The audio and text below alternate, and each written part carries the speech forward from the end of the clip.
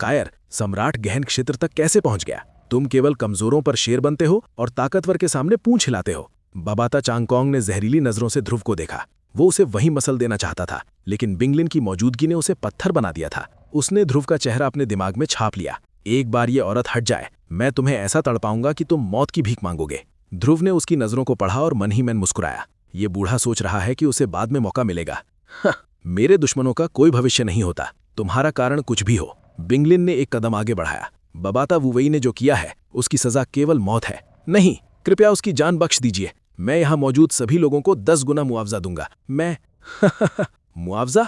ध्रुव ने बीच में ही काट दिया। उसकी आवाज बर्फ से भी ठंडी थी। क्या तुम्हारा सोना उन मरे हुए लोगों को जिंदा कर सकता है? क्या तुम्हारा मुआवजा उस माँ को उसका बेटा लौटा सकता है जिसके चीथड़े उड़े थे? ध्रुव ने अपनी भारी तलवार उठाई और उसकी नोक बबाता चांगकोंग की ओर कर दी। खून का बदला खून से लिया जाता है, यही इस दुनिया का नियम है और यही न्याय है। तू चुप रह कचरे। बबाता चांगकोंग ने नियंत्रण खो दिया तो वो एक मामूली मर जा। बिंगलिन ने उसे अपनी बात पूरी करने का मौका भी नहीं दिया। उसने बस एक शब्द कहा। अचानक हवा में नमी संघनित हुई और एक विशाल पारदर्शी बर्फीला भाला बबाता वुवेई के ठीक ऊपर प्रकट हुआ। नहीं, तुम ऐसा नहीं कर सकती। बबाता चांगकोंग दहाड़ा। उसने अपने भतीजे को बचाने के लिए अपनी पूरी शक्ति लगा दी। प्रकाश क्षेत्र। बबाता चांगकोंग के शरीर से एक अंधा कर देने वाला सफेद प्रकाश निकला। ये उसका सम्राट क्षेत्र, एम्परर डोमेन था। प्रकाश ने एक गोलाकार दीवार बनाई जिसने उसे और बबाता वुवेई को ढक लिया। ये प्रकाश इतना तीव्र था कि वहां मौजूद सभी लोग सिवाय ध्रुव के, जिसके पास प्राचीन आंखें थीं, और बिंगलिन के, अंधे हो गए। मेरे क्षेत्र के अंदर मैं भगवान हूं, बबाता चांगकोंग चिल्लाया, ये सोचते हुए कि उसने हमले को रोक लिया है। भगवान? बिंगलिन के होगा पर एक तिरस्कारपूर्ण मुस्कान आई। मेरे सामने तुम्हारा ये क्षेत्र कांच के खिलौने से ज्यादा कुछ नहीं है। बिंगलिन ने अपनी पतली गोरी तर्जनी उंगली उठाई और उसे धीरे से नीचे दबाया। टूट जा। क्रैक। एक हल्की सी आवाज आई और फिर बूम। पूरा प्रकाश क्षेत्र एक ही झटके में चकनाचूर हो गया, जैसे किसी ने हथौड़े से कांच के घर को तोड़ दिया हो। सफेद रोशनी के टुकड़े हवा में बिखर गए और फिर बर्फ बन गए। बबाता चांगकोंग का मुंह खुला का खुला रह गया। उसका सबसे शक्तिशाली बचाव उसकी उंगली के एक इशारे से नष्ट हो गया। अगले ही पल वो विशाल बर्फीला भाला बिना किसी रुकावट के नीचे गिरा। बबाता वुवेई की चीख अचानक बंद हो गई। बर्फीले भाले ने उसे पूरी तरह कुचल दिया था और उसका शरीर जो पहले ही आग से जल रहा था अब बर्फ के खूनी ढेर में बदल चुका था। सन्नाटा, पूर्ण सन्नाटा। ध्रुव ने बिंगलिन की ओर हैरानी से देखा। उसकी आंखों में अविश्वास था। उसे उम्मीद नहीं थी कि यह महिला इतनी भयानक रूप से शक्तिशाली है। क्या वो इतने समय से अपनी असली ताकत छिपा रही थी? ध्रुव ने मन ही मन सोचा, ये औरत, ये तो नीला ध्रुव तारा की छोटी परी या फीनिक्स आत्मा की तरह खतरनाक है। बिंगलिन के इस एक हमले ने ध्रुव को फिर से यह एहसास दिला दिया कि इस दुनिया में वो अभी भी कितना कमजोर था। लेकिन इसमें उसकी गलती नहीं थी। उसे इस तरह की लड़ाई, जहां सम्राट एक दूसरे को चींटियों की तरह कुचलते हैं, देखने का मौका कम ही मिला था। इसमें कोई हैरानी की बात नहीं कि तुम्हारा भतीजा इतना बिगड़ैल और बेकार था। तुम भी उससे कम नहीं हो। बिंगलिन ने ऐसे स्वर में कहा जैसे वो किसी मरे हुए कुत्ते से बात कर रही हो। उसने अपनी कलाई को बहुत ही हल्के से झटका दिया। क्रैक। हवा में जमी हुई नमी एक और विशाल बर्फीले भाले में बदल गई जो सीधे बबाता वुवेई के सिर के ऊपर मंडराने लगा। इस बार बबाता चांगकोंग की रूह कांप गई। वो हमेशा सोचता था कि वो एक सम्राट है और अगर वो अपनी पूरी ताकत लगा दे तो कम से कम फ्रोजन मून पैलेस की स्वामी को टक्कर दे सकता है। लेकिन हकीकत ने उसके मुंह पर तमाचा मारा था। बिंगलिन की शक्ति उससे कई गुना अधिक थी। वो एक अथाह सागर थी और वो केवल एक तालाब। लेकिन फिर भी उसका सगा भतीजा, बबाता कबीले का भविष्य, उसकी आंखों के सामने मरने वाला था। नहीं, मैं तुम्हें ऐसा नहीं करने दूंगा। बबाता चांगकोंग ने एक जंगली जानवर की तरह दहाड़ मारी। उसकी आंखों से खून निकल आया। उसके शरीर से अचानक एक भयानक और अस्थिर आभा फूट पड़ी।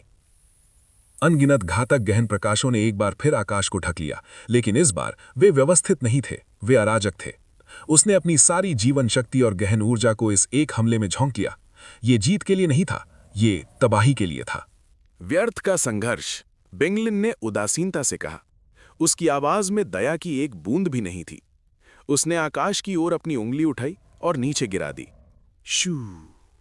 एक अदृश्य बर्फीला तूफान उठा और उसने बबाता चांगकोंग के सारे हमलों को ऐसे मिटा दिया जैसे वे कभी थे ही नहीं। और उसी समय पफ! एक घिनौनी आवाज आई। बर्फ का भाला सीधे बबाता वुवेई के सिर में घुस गया। खोपड़ी तरबूज की तरह फट गई। खून और मस्तिष्क का पदार्थ चारों ओर बिखर गया। वो दिव्य प्रतिभा जो कुछ देर पहले ध्रुव का मजाक उड़ा रहा था, अब बिना सिर के एक लाश बनकर जमीन पर पड़ा था। वुवेई? ये दृश्य देखकर बबाता चांगकोंग ने खून की उल्टी कर दी। उसकी आंखों में पागलपन छा गया। उसने बिंगलिन और ध्रुव को ऐसी नजरों से देखा जैसे वो उन्हें कच्चा चबा जाएगा। तुमने उसे मार डाला। तुमने मेरे कबीले की उम्मीद को मार डाला। बबाता चांगकोंग का चेहरा विकृत हो गया। उसका शरीर गुब्बारे की तरह फूलने लगा। उसके आसपास की हवा जलने लगी। मैं तुम सबको अपने साथ नर्क ले जाऊंगा। वो आत्मविनाश यानी सेल्फ डिस्ट्रक्शन करने जा रहा था। यदि एक सम्राट गहन क्षेत्र का विशेषज्ञ अपनी गहन नस को विस्फोट कर दे तो 500 किलोमीटर के दायरे में मौजूद हर चीज, इंसान, जानवर, इमारतें राख के ढेर में बदल जाएगी। ध्रुव का चेहरा एकदम बदल गया। ये पागल कुत्ता! उसे उम्मीद नहीं थी कि बबाता चांगकोंग इतना पागलपन भरा कदम उठाएगा। आमतौर पर सम्राट अपने जीवन को बहुत महत्व देते हैं, क्योंकि इस स्तर तक पहुंचना आसमान से तारे तोड़ने जैसा मुश्किल होता है। कोई भी इतनी आसानी से नहीं मरना चाहता। मेरे पास सोचने का समय नहीं है। ध्रुव की आंखें अचानक सुनहरी हो गईं। ये उसकी प्राचीन दृष्टि थी जो किसी भी चीज के आर पार देख सकती थी। उसे बबाता चांगकोंग के शरीर में ऊर्जा का प्रवाह साफ दिखाई देने लगा। उसने अपनी विशाल तलवार को एक हाथ से पकड़ा और दूसरे हाथ की कलाई को झटका दिया। Swish, swish, swish.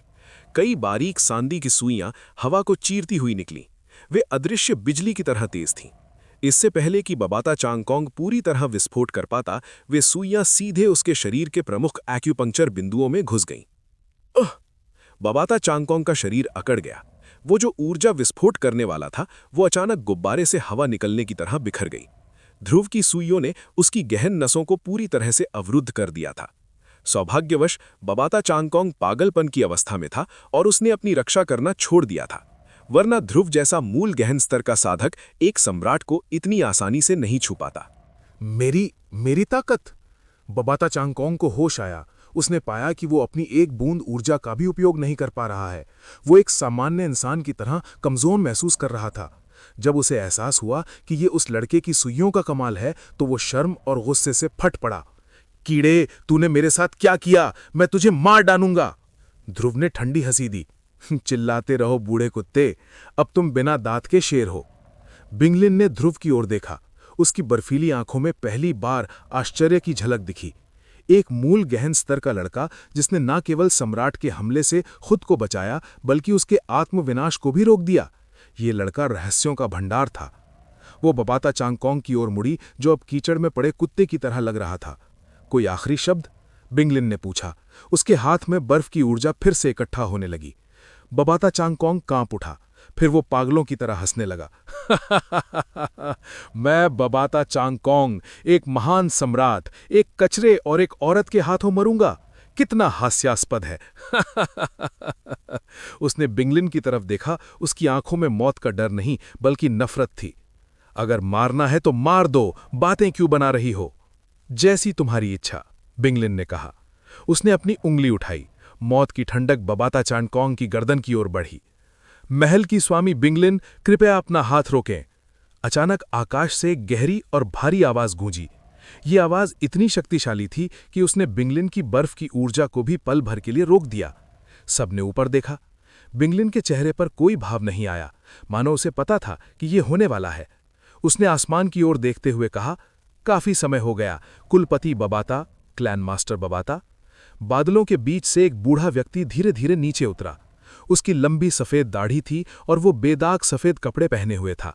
उसके चेहरे पर एक सौम्य मुस्कान थी और आंखें दयालु लग रही थीं, जैसे कोई शांत दादाजी अपने पोतों से मिलने आए हों।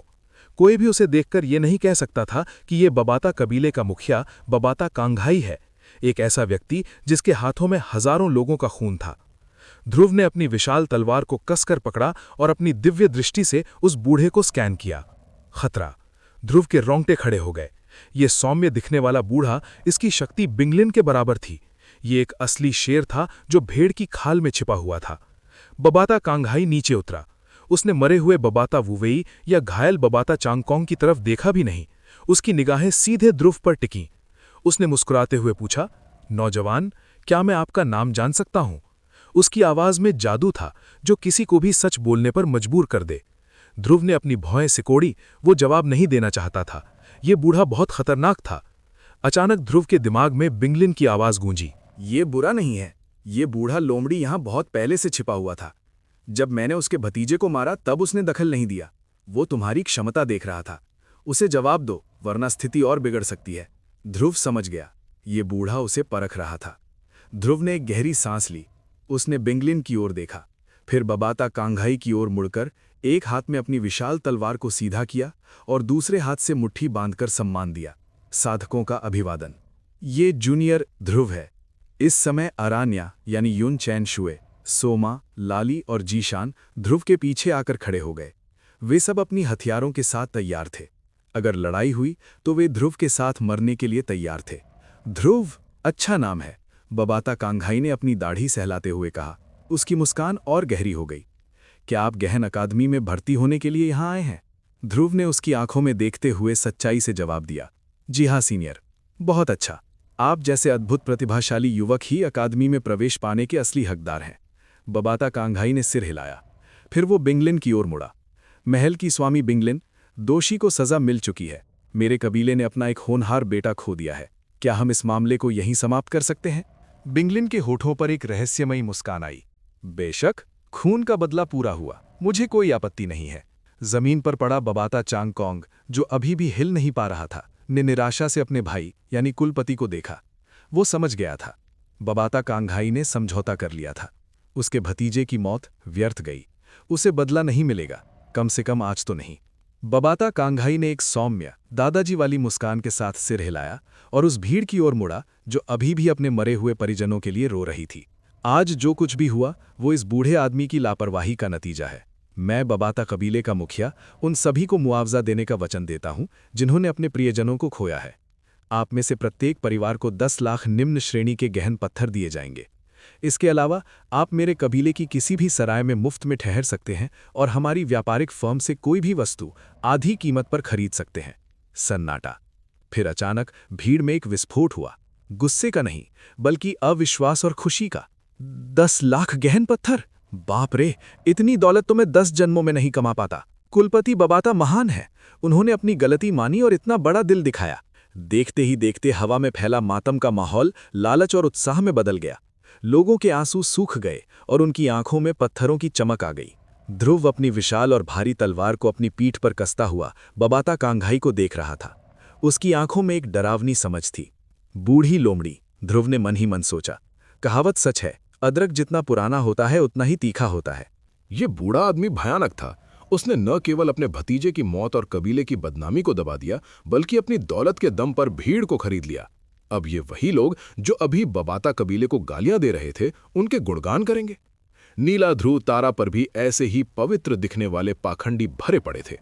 बबाता कांगहाई ने अपना हाथ उठाया। भीड़ तुरंत शांत हो गई, जैसे पालतू जानवर अपने मालिक की आज्ञा का पालन कर रहे हों।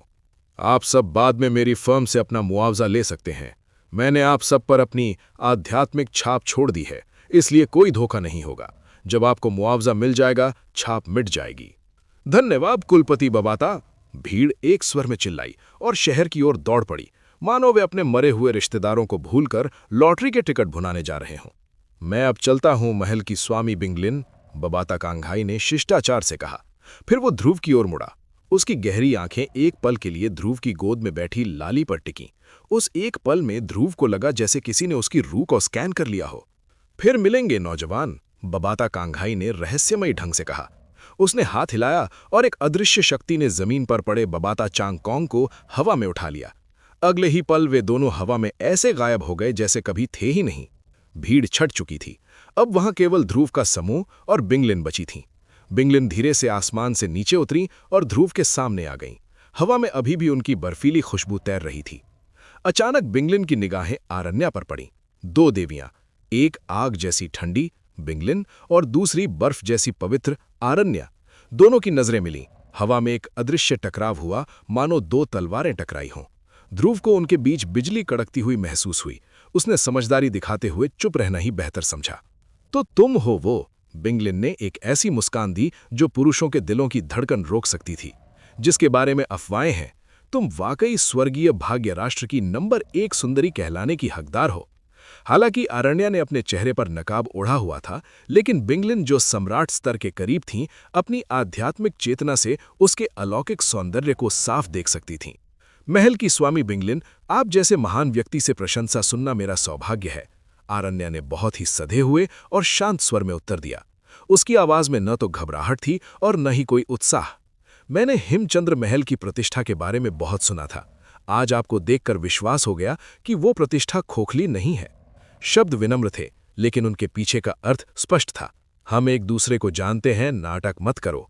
ध्रुव के होठों के कोने फड़कने लगे। ये औरतें, इनकी जुबानी जंग असली तलवारों से भी ज्यादा खतरनाक होती है। माहौल अजीब होता जा रहा था। ध्रुव ने अपनी भारी तलवार को थोड़ा हिलाया और बीच में बोलने की हिम्मत जुटाई। क्यों ना हम पहले शहर में प्रवेश करें?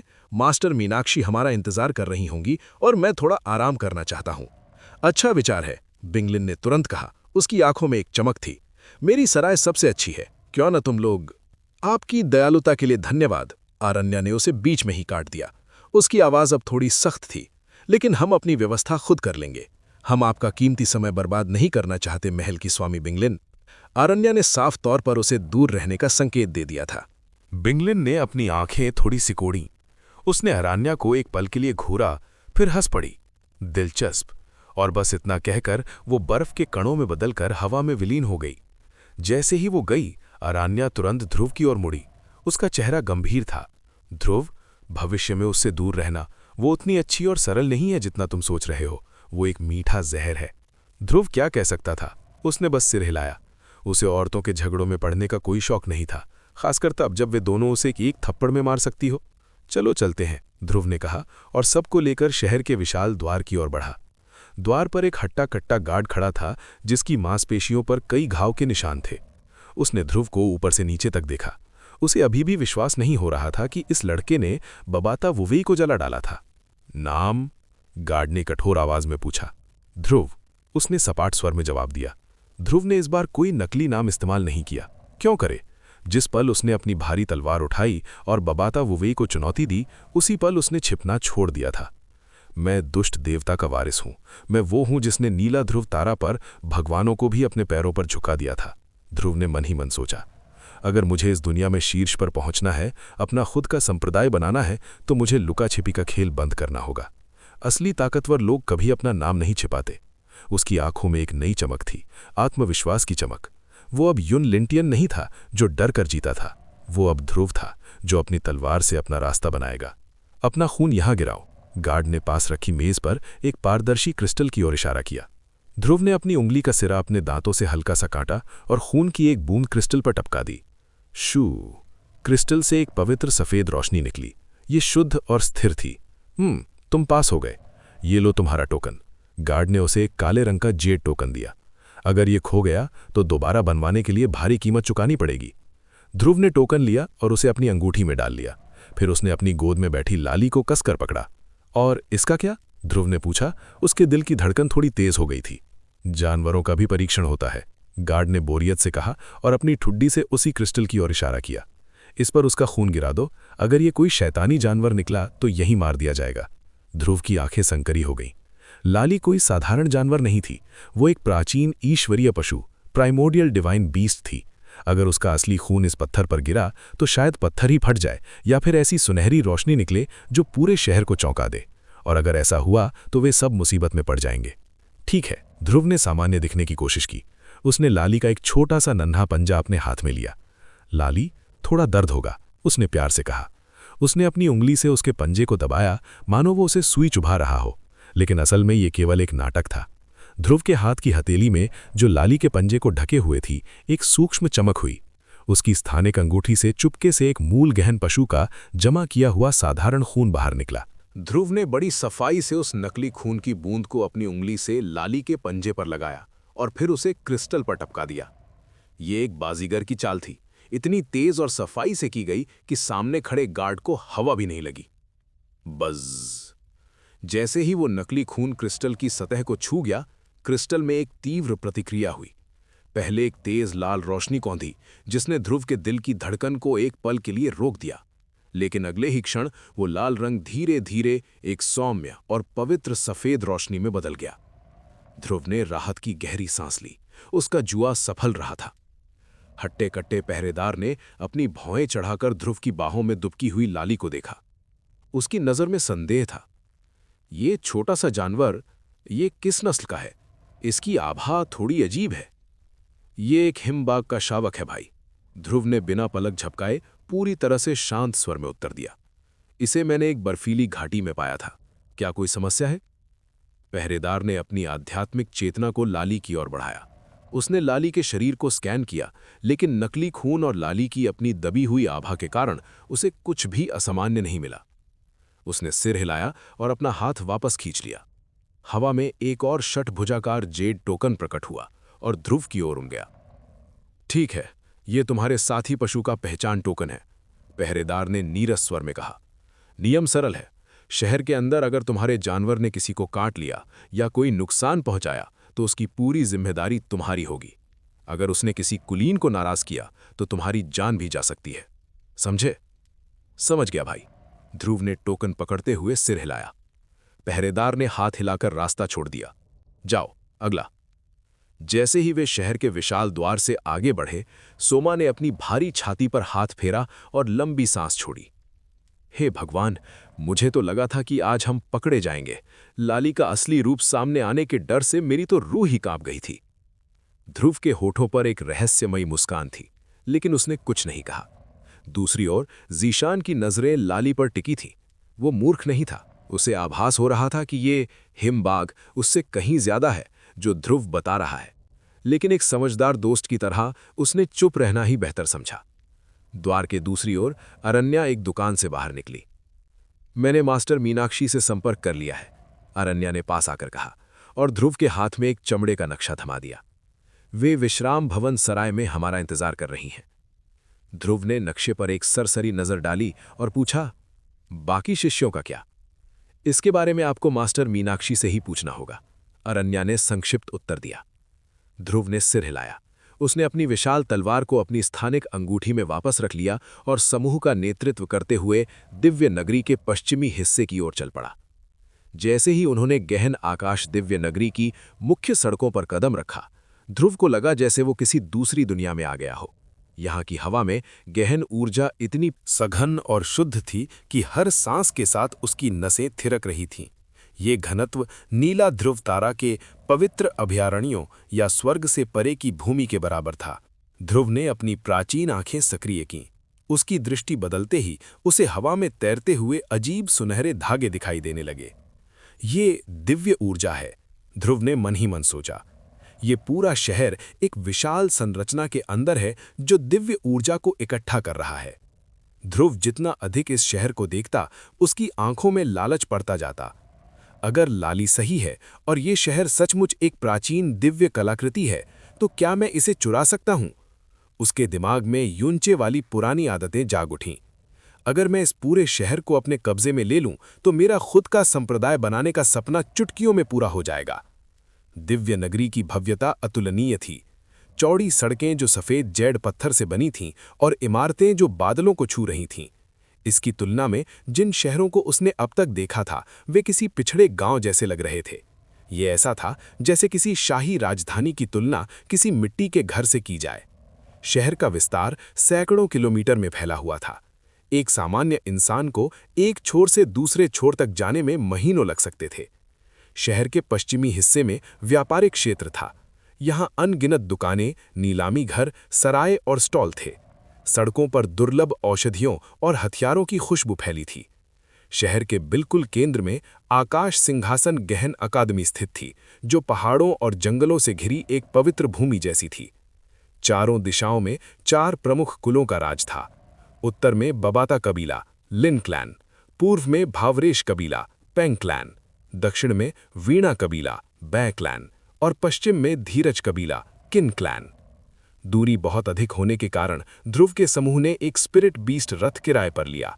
ये रथ बहुत तेज थे, लेकिन फिर भी उन्हें अपने गंतव्य तक पहुंचने में 2 घंटे लग गए। आह, मेरी कमर!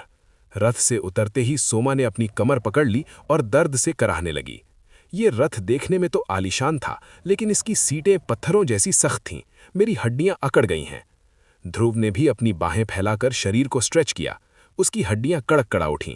उसका शरीर ड्रैगन की तरह मजबूत था, फिर भी इतने लंबे समय तक एक ही जगह बैठना उबाऊ था। हम पहुंच गए। आरण्या ने सामने खड़ी एक गगनचुंबी इमारत की ओर इशारा किया। ध्रुव ने अपना सिर ऊपर उठाया। उसके सामने एक 20 मंजिला आलीशान इमारत खड़ी थी। प्रवेश द्वार पर एक विशाल बोर्ड लगा था जिस पर सुनहरे अक्षरों में लिखा था, विश्राम भवन सराय। ये पूरी इमारत दुर्लभ सुनहरी नानमू लकड़ी और बादल मार्बल से बनी थी, जो सूरज की रोशनी में चमक रही थी। लेकिन जिस चीज ने ध्रुव का ध्यान खींचा वो थी दीवारों पर उकेरी गई प्राचीन रूनिक नक्काशी। एक सम्राट स्तरीय रक्षात्मक व्यूह। ध्रुव की आंखें चमक उठीं। एक सराय की सुरक्षा के लिए इतना बड़ा इंतजाम! इस जगह का मालिक कोई साधारण व्यक्ति नहीं हो सकता। ध्रुव के चेहरे पर आश्चर्य का भाव देखकर आरण्या उसके पास आई और धीमी आवाज में बोली, मास्टर मीनाक्षी ने बताया कि ये सराय वीणा कबीले की संपत्ति है, जो 4 प्रमुख कुलों में से एक है। यहाँ की कीमतें आसमान चूमती हैं। एक साधारण कमरे की कीमत लगभग 2000 निम्न श्रेणी के गहन पत्थर हैं। 2000 पत्थर एक रात के लिए! ध्रुव की भौएं तन गई। बाजार में विनिमय दर के हिसाब से एक गहन पत्थर लगभग 10,000 सोने के सिक्कों के बराबर था। इसका मतलब था कि एक रात का किराया 2 करोड़ सोने के सिक्के यानी 20 मिलियन गोल्ड था। इतने सोने में तो एक छोटे साम्राज्य की राजधानी में एक पूरा महल खरीदा जा सकता था, और यहां ये केवल बिस्तर गर्म करने की कीमत थी। ये लूट है, ध्रुव ने सोचा, लेकिन फिर उसने कंधे उचका दिए। उसने अपने पिछले जीवन में इससे भी ज्यादा विलासिता देखी थी। जब आप शिखर पर होते हैं तो सोना पत्थर के समान होता है। चलो अंदर चलते हैं, ध्रुव ने कहा और सबसे आगे चला गया। जैसे ही वे विशाल स्वागत कक्ष में दाखिल हुए, वहां की भव्यता ने उनकी आंखों को चकाचौंध कर दिया। फर्श कीमती क्रिस्टल का बना था और हवा में उच्च श्रेणी की अगरबत्ती की खुशबू थी, जो मन को शांत करती थी। स्वागत है सम्मानित अतिथियों, एक सुंदर महिला परिचारिका ने झुककर उनका अभिवादन किया। उसकी मुस्कान किसी प्रशिक्षित दरबारी जैसी थी। क्या आप विश्राम के लिए कमरा चाहते हैं या भोजन? ध्रुव के बोलने से पहले ही आरण्या ने आगे बढ़कर कहा, हम यहां किसी से मिलने आए हैं। मैं कमरा नंबर 1432 में है। परिचारिका की मुस्कान में कोई बदलाव नहीं आया। समझ गई। कृपया आप लोग अतिथि विश्राम क्षेत्र में पधारें। मुझे पहले सुरक्षा की जांच करनी होगी और पुष्टि करनी होगी। वो उन्हें मखमली सोफों से सजे एक शानदार हॉल में ले गई और फिर तेजी से एक लंबे काउंटर की ओर चली गई। ध्रुव एक आरामदायक कुर्सी पर बैठ गया और चारों ओर देखने लगा। कम से कम ये जगह पैसे वसूल करती है। ये सजावट किसी शाही महल से कम नहीं है। अभी वो ये सोच ही रहा था कि सीढ़ियों से उतरते हुए एक परिचित आकृति दिखाई दी। मास्टर मीनाक्षी। ध्रुव की नजरें उन पर टिक गईं।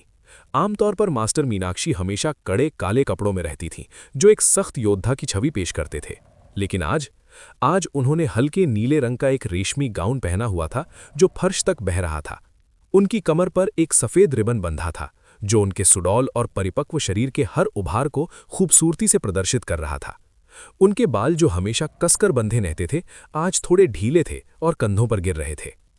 उनमें से एक ऐसी कोमल और आकर्षक स्त्रीत्व की आभा निकल रही थी जिसे ध्रुव ने पहले कभी नोटिस नहीं किया था। वो सीधे ध्रुव की ओर बढ़ी। उनकी चाल में एक ऐसी नज़ाकत थी जो किसी रानी को शोभा दे। हल्के मेकअप और नीले रंग के रेशमी लिबास में सजी मास्टर मीनाक्षी को देखकर ध्रुव के होठों पर एक पुरानी जानी पहचानी मुस्कान आ गई। वही मुस्कान जिसने नीला ध्रुव तारा पर कई रानियों और देवियों का दिल जीता था। भविष्य में तुम्हें अक्सर ऐसे ही कपड़े पहनने चाहिए।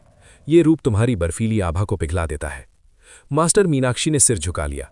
उनके गालों पर एक हल्की सी लाली छा गई, जो उनके जैसे कठोर और अनुशासित हथियार के लिए दुर्लभ थी। अन्य महिलाओं की तरह वो अपनी दिखावट को लेकर कभी परवाह नहीं करती थीं। उनका जीवन केवल परछाइयों में काला लबादा ओढ़े और खंजर थामे बीता था।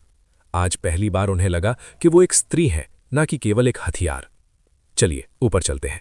मैंने आपके लिए एक विशेष कक्ष पहले ही आरक्षित कर दिया है। मीनाक्षी ने स्वागत कक्ष की ओर इशारा किया। समूह उनके पीछे चल पड़ा। वे सीढ़ियां चढ़कर 14वीं मंजिल की ओर बढ़े। रास्ते में ध्रुव के मन में एक विचार आया।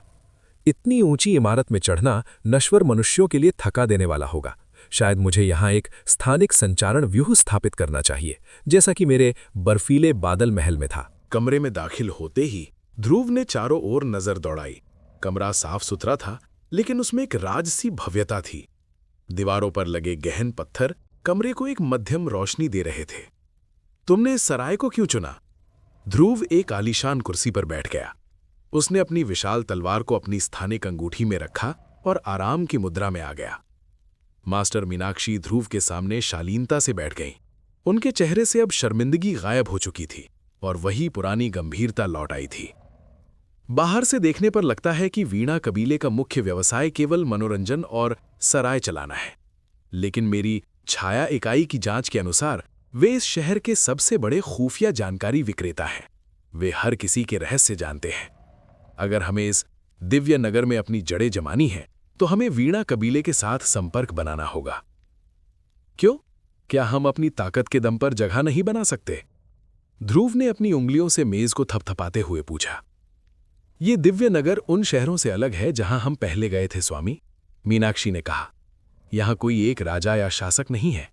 4 प्रमुख कबीले वीणा, बबाता, धीरज और भावरेश एक दूसरे की गर्दन पर चाकू रखे हुए हैं और संयुक्त रूप से शहर को चलाते हैं। यहां जमीन का एक टुकड़ा भी खरीदना हो तो नीलामी से गुजरना पड़ता है, जो इन्हीं कुलों के नियंत्रण में है। ध्रुव की आंखें चमक उठी। अच्छा, 4 बाघ एक पहाड़ पर, यह तो और भी मजेदार है। अराजकता में ही तो असली अवसर मिलते हैं। वीणा कबीला ही क्यों? ध्रुव ने पूछा। क्योंकि वीणा कबीला इन चारों में सबसे पवित्र और साफ सुथरा माना जाता है, मीनाक्षी ने उत्तर दिया। ध्रुव ने मजाकिया लहजे में सिर हिलाया। मनोरंजन की दुनिया और पवित्रता, ये तो वैसा ही है जैसे कोई कहे कि वेश्यालय में सती सावित्री रहती हैं। उसे इस पर विश्वास नहीं था, लेकिन वो मीनाक्षी के निर्णय का सम्मान करता था। दरअसल धीरज कबीला भी एक अच्छा विकल्प था, मीनाक्षी ने आगे कहा, लेकिन उनका एकाधिकार औषधियों पर है। हमारी टीम मारकाट में माहिर है, लेकिन रसायन विद्या में हम अभी कच्चे हैं। ध्रुव ने मन ही मन सोचा, रसायन विद्या? स्काई पॉइजन पर्ल के मालिक के सामने इस दुनिया की रसायन विद्या कचरा है। जब समय आएगा तो मैं दिखाऊंगा कि असली दिव्य गोलियां कैसे बनती हैं। और बबाता कबीले का क्या? ध्रुव ने अचानक पूछा। उसकी आवाज में थोड़ी ठंडक आ गई। उस बूढ़े लोमड़ी बबाता कांघाई और उसके मरे हुए भतीजे की याद ताजा थी। बबाता कबीला?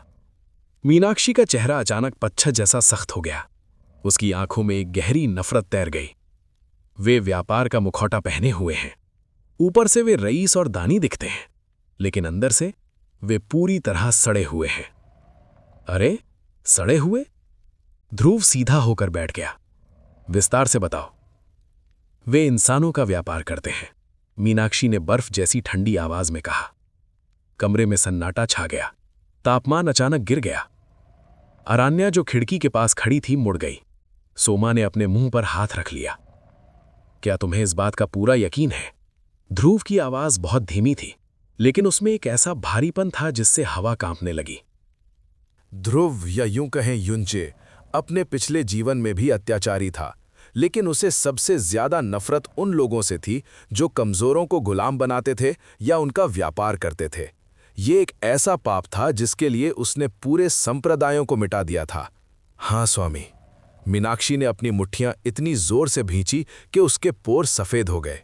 पिछले कुछ दिनों में हमने बबाता कबीले और उनके काले ग्राहकों के बीच कई लेन देन देखे हैं। पहले हमें लगा कि ये सामान्य दास प्रथा है, लेकिन बाद में पता चला कि वे छोटे लड़के और लड़कियों को गहन भट्टियों या खिलौनों के रूप में बेच रहे हैं। मीनाक्षी की आवाज कांप उठी। हमारी टीम बहुत छोटी और कमजोर थी। हम चाहकर भी उन्हें बचा नहीं सके। हम बस छाया में छिपे रहे और उन बच्चों की चीखें घुटते हुए देखते रहे। क्रैक! ध्रुव जिस कुर्सी के हत्थे को पकड़े हुए था, वो अचानक पाउडर बनकर बिखर गया। उसकी आंखों में दुष्ट देवता का क्रोध जाग उठा। एक भयानक हत्या की मंशा कमरे में फैल गई, जिससे सांस लेना भी मुश्किल हो गया। बहुत अच्छे, बहुत अच्छे, ध्रुव ने फुसफुसाते हुए कहा। उसके चेहरे पर एक क्रूर मुस्कान थी जो किसी राक्षस से भी ज्यादा डरावनी थी। मैं सोच रहा था कि इस शहर में अपना मनोरंजन कैसे करूं। बबाता कबीले ने मुझे एक बहुत अच्छा कारण दे दिया है। और केवल बबाता कबीला ही नहीं, मीनाक्षी ने आगे बताया। मुझे शक है कि भवारेश कबीला भी इसमें शामिल है। हमने उनके व्यापारिक काफिलों में अजीब गतिविधियां देखी हैं।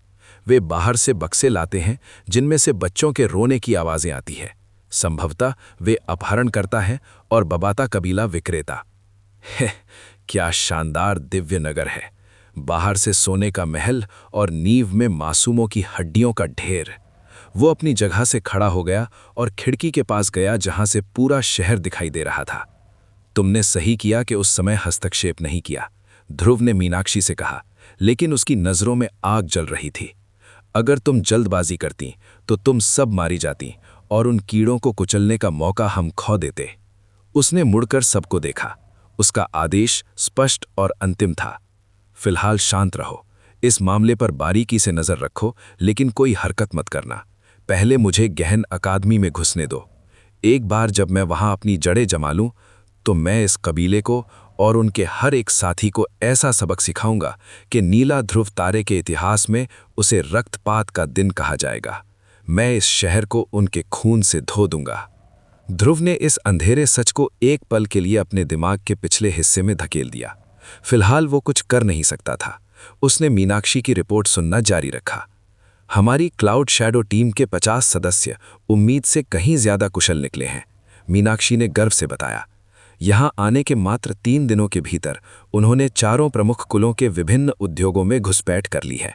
उनमें से कुछ धीरज कबीले के औषधि सभागार में प्रशिक्षु बन गए हैं और अपनी मेहनत और प्रतिभा के कारण अच्छी स्थिति प्राप्त कर चुके हैं। बाकी भी धीरे धीरे अपनी जगह बना रहे हैं। ध्रुव को ज्यादा हैरानी नहीं हुई। ये वो लोग थे जिन्हें उसने आरण्या के मार्गदर्शन में कठोर प्रशिक्षण दिया था। वे परछाइयों में जीना जानते थे। लेकिन एक समस्या थी, जनशक्ति की कमी। 50 लोग इस विशाल दिव्य नगर के लिए बहुत कम थे और वो बाकी सदस्यों को यहां नहीं ला सकता था, क्योंकि इतनी बड़ी संख्या में अजनबियों का आना किसी को भी शक में डाल सकता था। बहुत बढ़िया, ध्रुव ने प्रशंसा की। उनसे कहो कि वे अपनी आंखों और कानों का इस्तेमाल करें। अगर उन्हें कोई होनहार अनाथ या प्रतिभाशाली युवा मिले जिसका चरित्र मजबूत हो, तो उसे हमारी टीम के लिए भर्ती करने पर विचार करें। प्रतिभा सिखाई जा सकती है, लेकिन वफादारी और चरित्र खून में होना चाहिए। समझ गई स्वामी, मीनाक्षी ने सिर झुकाया। ठीक है, अब पेट पूजा का इंतजाम करो, ध्रुव ने मीनाक्षी को इशारा किया। मुझे भूख लगी है, रिसेप्शन से कहो कि खाना सीधे यहीं भेज दें। कुछ देर बाद कमरे का दरवाजा खटखटाया गया। 2 वेट्रेसेस कई सुगंधित व्यंजन लेकर अंदर आईं। ध्रुव ने उन्हें देखा और उसकी भौहें थोड़ी चढ़ गईं। वे दोनों क्लाउड शैडो टीम की सदस्य थीं। भोजन का आनंद लीजिए महोदय, दोनों ने एक पेशेवर मुस्कान के साथ कहा और झुककर चली गई। उनकी आंखों में पहचान का कोई संकेत नहीं था, मानो वे ध्रुव को पहली बार देख रही हूं। ध्रुव ने मन ही मन सिर हिलाया। शानदार, यही तो मैं चाहता था। चाहे कुछ भी हो जाए, पहचान कभी जाहिर नहीं होनी चाहिए। एक असली हत्यारा वही है जिसे उसका अपना परिवार भी ना पहचान सके। अगले 1 घंटे में उन्होंने भोजन समाप्त किया। ध्रुव ने थोड़ा आराम करने का फैसला किया। आज के युद्ध ने उसे बहुत कुछ सिखाया था और उसे उस अनुभव को आत्मसात करने की जरूरत थी। वो बिस्तर पर लेट गया और अपनी आंखें बंद कर ली। अविनाशी ज्वाला, इंडिस्ट्रक्टिबल फ्लेम। उसकी विशाल तलवार से निकली वो आग विनाशकारी थी। यहां तक कि बबाता वुवई जैसा संत भी उसके सामने कागज की तरह जल गया था। लेकिन इसकी कीमत भी भारी थी। मेरी गहन ऊर्जा का आधा हिस्सा एक ही बार में खत्म हो गया। हालांकि मेरे पास दुष्ट देवता की नसों के कारण एक आम साधक से 10 गुना ज्यादा ऊर्जा है, फिर भी मैं इस चाल को दिन में केवल 1 या 2 बार ही इस्तेमाल कर सकता हूं। ये मेरा अंतिम हथियार होना चाहिए। फिर उसका ध्यान सम्राट की शक्ति पर गया। बबाता चांगकोंग एक 8वें स्तर का सम्राट था, शक्तिशाली और डरावना। लेकिन बिंगलिंग के सामने वो एक चींटी से ज्यादा कुछ नहीं था। सिर्फ 2 स्तरों का अंतर, लेकिन शक्ति में जमीन आसमान का फर्क, ध्रुव ने सोचा। सम्राट गहन क्षेत्र के हर छोटे स्तर के बीच एक विशाल खाई होती है। बिंगलिन ने उसे अपनी उंगली के इशारे से दबा दिया था। वो औरत, वो सचमुच खतरनाक है। एक कदम करके ध्रुव ने बड़बड़ाया। अभी मैं केवल मूल गहन स्तर पर हूं, मुझे जल्दबाजी नहीं करनी चाहिए। बिंगलिन की छत्रछाया में मुझे किसी सम्राट से डरने की जरूरत नहीं है, मुझे इसका फायदा उठाना होगा। वो लाली के मुलायम फर को सहलाने लगा जो उसकी बगल में सो रही थी। सार्वजनिक रूप से बबाता वुवई को मारने और अपनी पहचान उजागर करने का उसे कोई पछतावा नहीं था। उल्टे ये उसके लिए एक मौका था। अब गहन अकादमी के बड़े बड़े लोग उसकी ओर देखेंगे। ताकतवर लोग हमेशा ताकतवर की कद्र करते हैं। अकादमी में 10 गुट हैं और हर गुट के पास हिमचंद्र पौराणिक क्षेत्र में जाने के लिए 5 लोगों का कोटा है। मुझे बस उनमें से किसी एक को प्रभावित करना है और वो कोटा मेरा होगा। ये सोचते सोचते ध्रुव गहरी नींद में सो गया। उसके सपनों में वो फिर से नीला ध्रुव तारा पर था, अपनी विशाल तलवार के साथ आकाश को चीर रहा था। उसी समय बांस की झोपड़ी में बिंगलिन अपनी पुरानी आराम कुर्सी पर बैठी थी। उसके चेहरे पर थकान थी, लेकिन आंखों में चमक थी। मुझे माफ कर दीजिए बड़ी बहन महिषी, बिंगलिन ने धीमी आवाज में कहा। मैंने आज आपके भतीजे बबाता वुवेई को मार डाला। कोने में बैठी छोटी महिषी ये सुनकर चौंक गई। उसका हाथ मुंह पर चला गया। लेकिन बड़ी महिषी, जो अंधी थी, ने कोई प्रतिक्रिया नहीं दी। इसके विपरीत उनके होठों पर एक क्रूर मुस्कान आ गई। अच्छा शिकार किया, बड़ी महिषी ने कहा। वो कबीले पर एक धब्बा था। बिंगलिन मुस्कुराई। वो जानती थी कि बड़ी महिषी को बबाता कबीले से नफरत थी। क्या हुआ गुरुजी, आपने उसे क्यों मारा? बिंगलिन ने अपनी चाय की चुस्की ली। वो अपनी ताकत के नशे में अंधा हो गया था। उसने शहर के द्वार पर कई निर्दोष लोगों को मार डाला। एक जानवर को तो मरना ही था। ये सुनकर छोटी महिषी के चेहरे पर राहत आ गई। फिर तो उसने अपनी मौत खुद बुलाई। मुझे उस घमंडी से हमेशा नफरत थी। बिंगलिन ने छोटी महिषी को देखा, फिर रहस्यमयी ढंग से बड़ी महिषी की ओर मुड़ी। वैसे बहन महिषी, मुझे आज एक बहुत ही दिलचस्प लड़का मिला। वही लड़का जिसने बबाता वुवेई से लड़ाई की थी और उसे लगभग मार ही डाला था, इससे पहले कि मैं वहां पहुंचती। बड़ी महिषी की अंधी आंखें एक पल के लिए खुली, मानो वे तुझ देख रही हों। लड़का? बड़ी महिषी ने संदेह से पूछा। तुम उसे लड़का कह रही हो? जो व्यक्ति बबाता वुवेई एक संत से लड़ सकता है, वो कम से कम 100 साल का तो होगा ही, या फिर वो कोई छुपा हुआ सम्राट है? बिंगलिन ने सिर हिलाया और हंसी। नहीं, बिंगलिन ने धीरे से कहा, वो केवल 17 साल का है और उसकी शक्ति केवल मूल गहन क्षेत्र के 9वें स्तर की है। सन्नाटा। बड़ी महिषी के चेहरे पर पहली बार सच्चा आश्चर्य दिखाई दिया। 17 साल, मूल गहन क्षेत्र, और उसने संत को हरा दिया? ये कैसे संभव है? छोटी महिषी भी ये सुनकर सुन्न रह गई, लेकिन फिर उसकी आंखों में एक चमक आई। उसे किसी की याद आ गई, एक ऐसा व्यक्ति जो चमत्कारों को अंजाम देने के लिए जाना जाता था। 9वें स्तर का मूल गहन क्षेत्र और एक शिखर संत से लड़ना? बड़ी महिषी यानी लिन ज़िक्सवान के झुर्रीदार चेहरे पर अविश्वास की लकीरें गहरी हो गईं। उसकी अंधी आंखें भी हैरानी से फैल गईं। छोटी महिषी यानी लिन सिन्याओ ने भी बिंगलिन को खुली आंखों से देखा। ध्रुव की छवि उसके मन में कौंधी, वो शांत, आत्मविश्वासी युवक। लेकिन उसे विश्वास नहीं हो रहा था कि वो बबाता वुवेई जैसे संत से लड़ सकता है। साधना की दुनिया का ये नियम पत्थर की लकीर जैसा था। एक मूल गहन और एक संत के बीच का अंतर जमीन आसमान का होता है। एक संत केवल अपनी आभा से ही सैकड़ों मूल गहन साधकों को कुचल सकता है। तो फिर ये कैसे संभव हुआ? क्या तुम्हें लगता है कि मैं कोई कहानी सुना रही हूं? बिंगलिन ने उनकी प्रतिक्रिया देखी और मन ही मन मुस्कुराई। मुझे पता है ये अविश्वसनीय लगता है। सच कहूं तो जब मैंने पहली बार रिपोर्ट सुनी तो मुझे भी लगा कि सौम्या हैनमुये मजाक कर रही है। बिंगलिन ने याद किया, पिछली बार जब उसने ध्रुव को देखा था तब वो केवल मूल गहन के 5वें स्तर पर था, और अब कुछ ही महीनों में वो 9वें स्तर पर पहुंच गया था और उसके पास एक संत को हराने की शक्ति भी थी। थंडर वैली, उसने जरूर वहां कुछ ऐसा प्राप्त किया है जो स्वर्ग के नियमों के खिलाफ है, बिंगलिन ने सोचा। और वो आग? बिंगलिन की आवाज धीमी हो गई। एक ऐसी आग जिसे सम्राट भी नहीं बुझा सकता? मैंने प्राचीन अभिलेखों में फीनिक्स ज्वाला के बारे में पढ़ा है, लेकिन ध्रुव के पास फीनिक्स का खून नहीं लगता। तो फिर वो कौन सी आग थी? क्या वो दुष्ट देवता की कोई भूली बिसरी विरासत है? इसी बीच छोटी महिषी गहरे चिंतन में डूब गई। उसे अचानक याद आया कि ध्रुव ने उसे एक बार एक अजीबोगरीब चाल चलन तकनीक दिखाई थी, छाया तारा कदम। क्या ये वही लड़का था? उसने बिंगलिन की ओर मुड़कर हिचकिचाते हुए पूछा, गुरुजी, क्या आप उस लड़के का नाम जानती हैं? बिंगलिन ने एक शरारती मुस्कान दी। वो अपनी प्यारी शिष्या को थोड़ा और तड़पाना चाहती थी। ओह, क्या मेरी छोटी महिषी को किसी लड़के में दिलचस्पी हो गई है? क्या मैं उसे यहां दावत पर बुलाना चाहूंगी? छोटी महिषी का चेहरा लाल हो गया। उसने मासूमियत से मुंह फुलाया। अरे गुरुजी, मुझे इस तरह मत चिढ़ाइए, मैं बस जानना चाहती थी। बिंगलिन खिलखिलाकर हंस पड़ी। उसकी हंसी घंटियों जैसी मधुर थी। ठीक है, अब मैं और नहीं सताऊंगी। उसका नाम ध्रुव है। वही है? छोटी महिषी अपनी जगह से उछल पड़ी। बड़ी महिषी ने अपना सिर घुमाया। क्या तुम उसे जानती हो? छोटी महिषी ने अपनी चाची की ओर देखा और सिर हिलाया। हाँ आंटी, वो वही व्यक्ति है जिसके बारे में मैंने आपको बताया था। वही जिसने मेरी गहन नस का इलाज किया था। वही दवा जिसने तुम्हारे असाध्य अगाध विष को खत्म किया।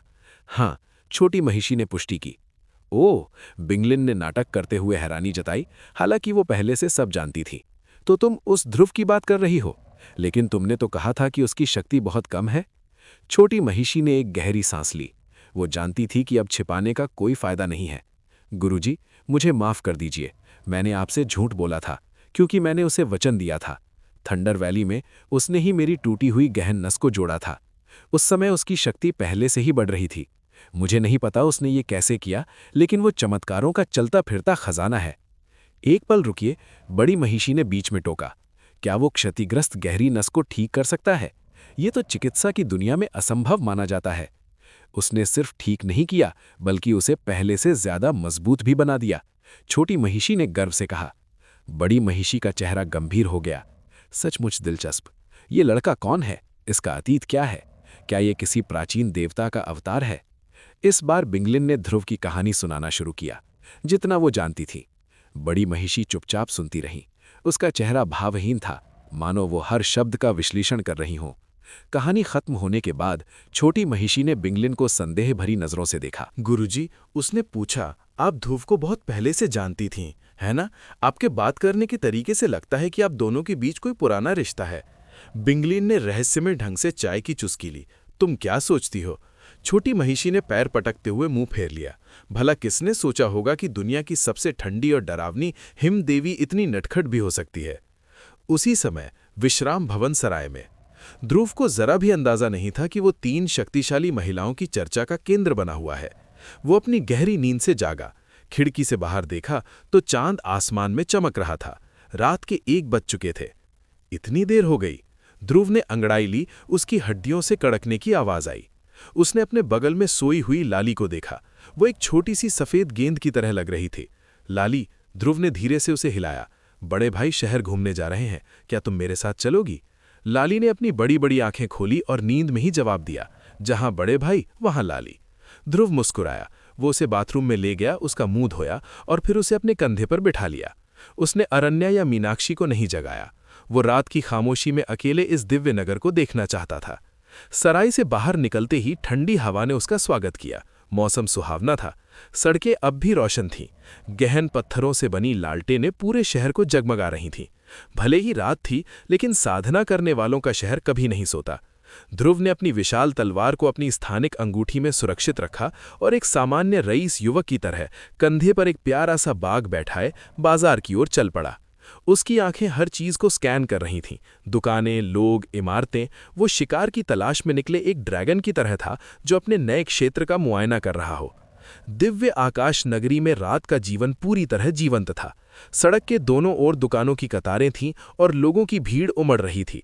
दुकानदार और फेरी वाले ऊंची आवाज में चिल्लाकर ग्राहकों को अपना सामान देखने के लिए बुला रहे थे। जब ध्रुव वहां पहुंचा तो वो वहां की चहल पहल देखकर दंग रह गया। उसे उम्मीद नहीं थी कि यहाँ का माहौल राजधानी से भी कई गुना बेहतर होगा। लाली ध्रुव के कंधे से नीचे उतरी और उसकी बाहों में सिमट कर बैठ गई। वो अपनी बड़ी बड़ी आंखों से सतर्क होकर चारों ओर देख रही थी। इस तरह के शोर शराबे वाले दृश्य का सामना वो पहली बार कर रही थी। क्या हुआ लाली? ध्रुव ने लाली को प्यार से गले लगाते हुए पूछा। लाली ने ध्वनि संदेश भेजा। मुझे थोड़ा डर लग रहा है बड़े भाई। ध्रुव मुस्कुराया और लाली के सिर को सहलाया। चिंता मत करो, यहाँ डरने की कोई बात नहीं है। उसने थोड़ा सा सिर उठाया और एक दुकान देखी जहां मांस भुना जा रहा था। उसने पूछा, क्या तुम कुछ खाना चाहोगी? लाली ने ध्रुव की नजरों का पीछा किया और अंगीठी पर भुनते हुए मांस को देखा, जिससे सौंधी और रसीली खुशबू आ रही थी। उसने अनजाने में ही सिर हिला दिया। ये देखकर ध्रुव मुस्कुराया और उस छोटी सी दुकान की ओर चल पड़ा। काका, मुझे 20 सीखें दे दीजिए। दुकान का मालिक एक अधेड़ उम्र का आदमी था, जिसने साफ सुथरा ग्रे रंग का चोला पहना हुआ था। ध्रुव का ऑर्डर सुनकर उसने मुस्कुराते हुए उसका स्वागत किया। जरूर। दुकानदार ने बड़ी कुशलता से मांस की सीखों को पलटा और उन्हें आंच से उतारने से पहले उन पर अच्छी गुणवत्ता वाली जड़ी बूटियों का मसाला छिड़का। फिर उसने उन्हें गर्मी बनाए रखने वाले कागज में लपेट दिया। ये लीजिए, इसके 20 सोने के सिक्के लगेंगे। दुकानदार ने लिपटा हुआ मांस ध्रुव को सौंप दिया। ध्रुव इस कीमत को देखकर थोड़ा हैरान हुआ, लेकिन अगले ही पल उसे समझ आ गया। आखिर इस दिव्य नगरी में खर्च बहुत अधिक था। इस कीमत पर मांस बेचना यहां आम बात थी।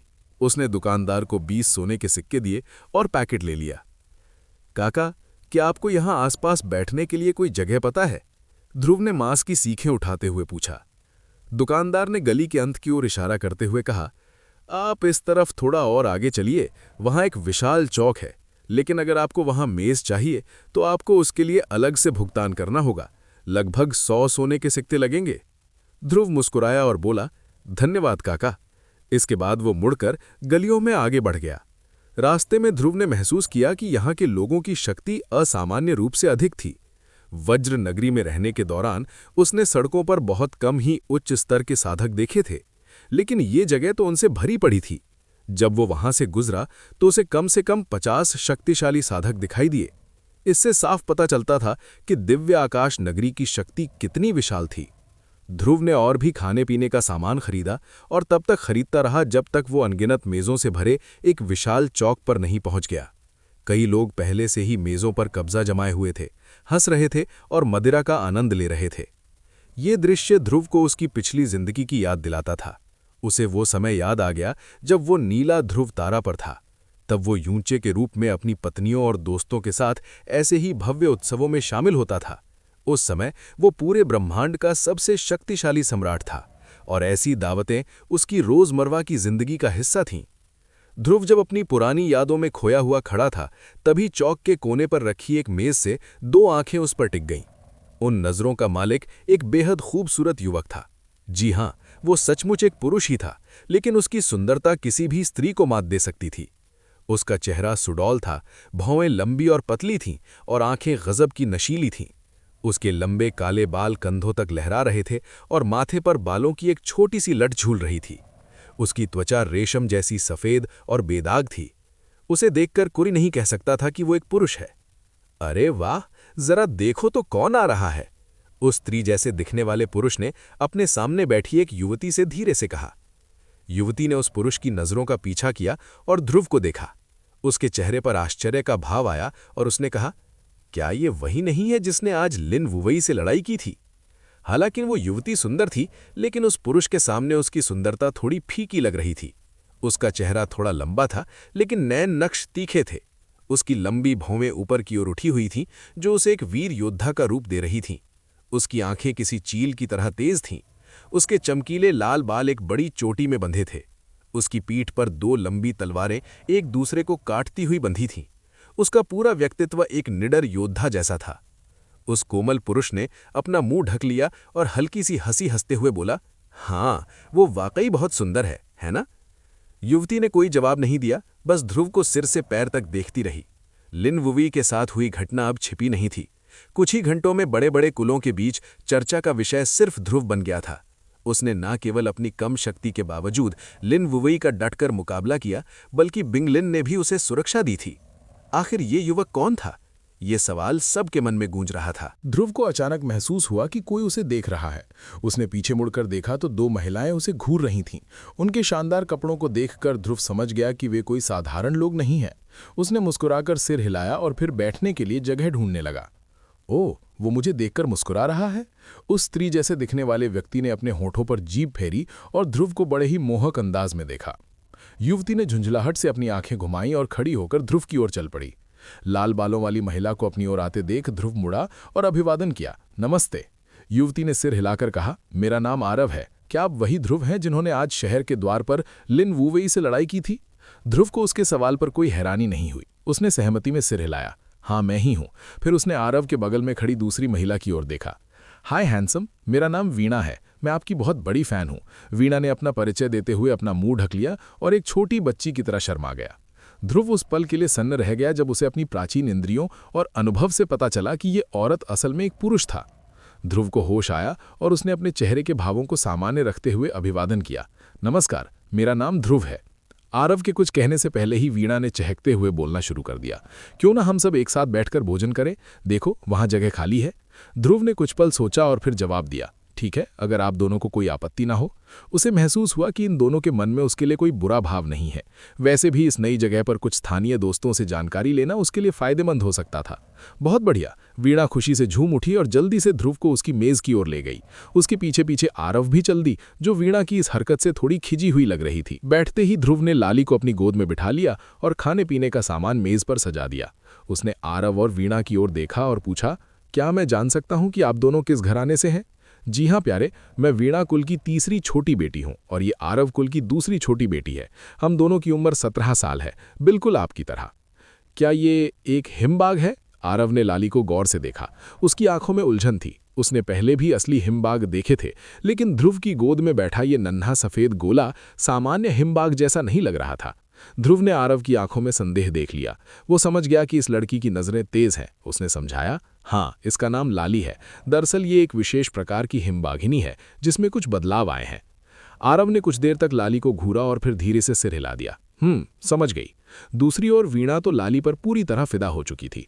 लाली को देखते ही उसकी आंखों में प्यार उमड़ आया। इसका नाम लाली है? ओह, कितनी प्यारी है। क्या मैं इसे थोड़ा गोद में ले सकती हूँ? वीणा ने ध्रुव से बड़ी उम्मीद भरी नजरों से पूछा। किसी अजनबी द्वारा उसे पकड़ने की बात सुनकर लाली ने तुरंत वीणा को घूरा और अपने नन्हे दांत दिखाते हुए धीमी सी गुर्राहट की। गर्र। ध्रुव मुस्कुराया। उसे अपनी पिछली जिंदगी की याद आ गई, जब वो यूंचे था और दिव्य जानवर केवल उसी के स्पर्श को स्वीकार करते थे। उसने लाली की पीठ सहलाते हुए उसे शांत किया और वीणा से कहा, माफ करना, इसे अजनबियों का हाथ लगाना बिल्कुल पसंद नहीं है। वीणा का चेहरा थोड़ा लटक गया, लेकिन वो समझ गई।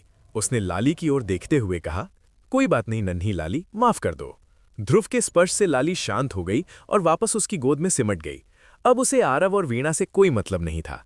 वैसे मुझे जिज्ञासा है, आप असल में कहाँ के रहने वाले हैं और आप बिंगलिन को कैसे जानते हैं? आरव ने अचानक सीधा सवाल दागा।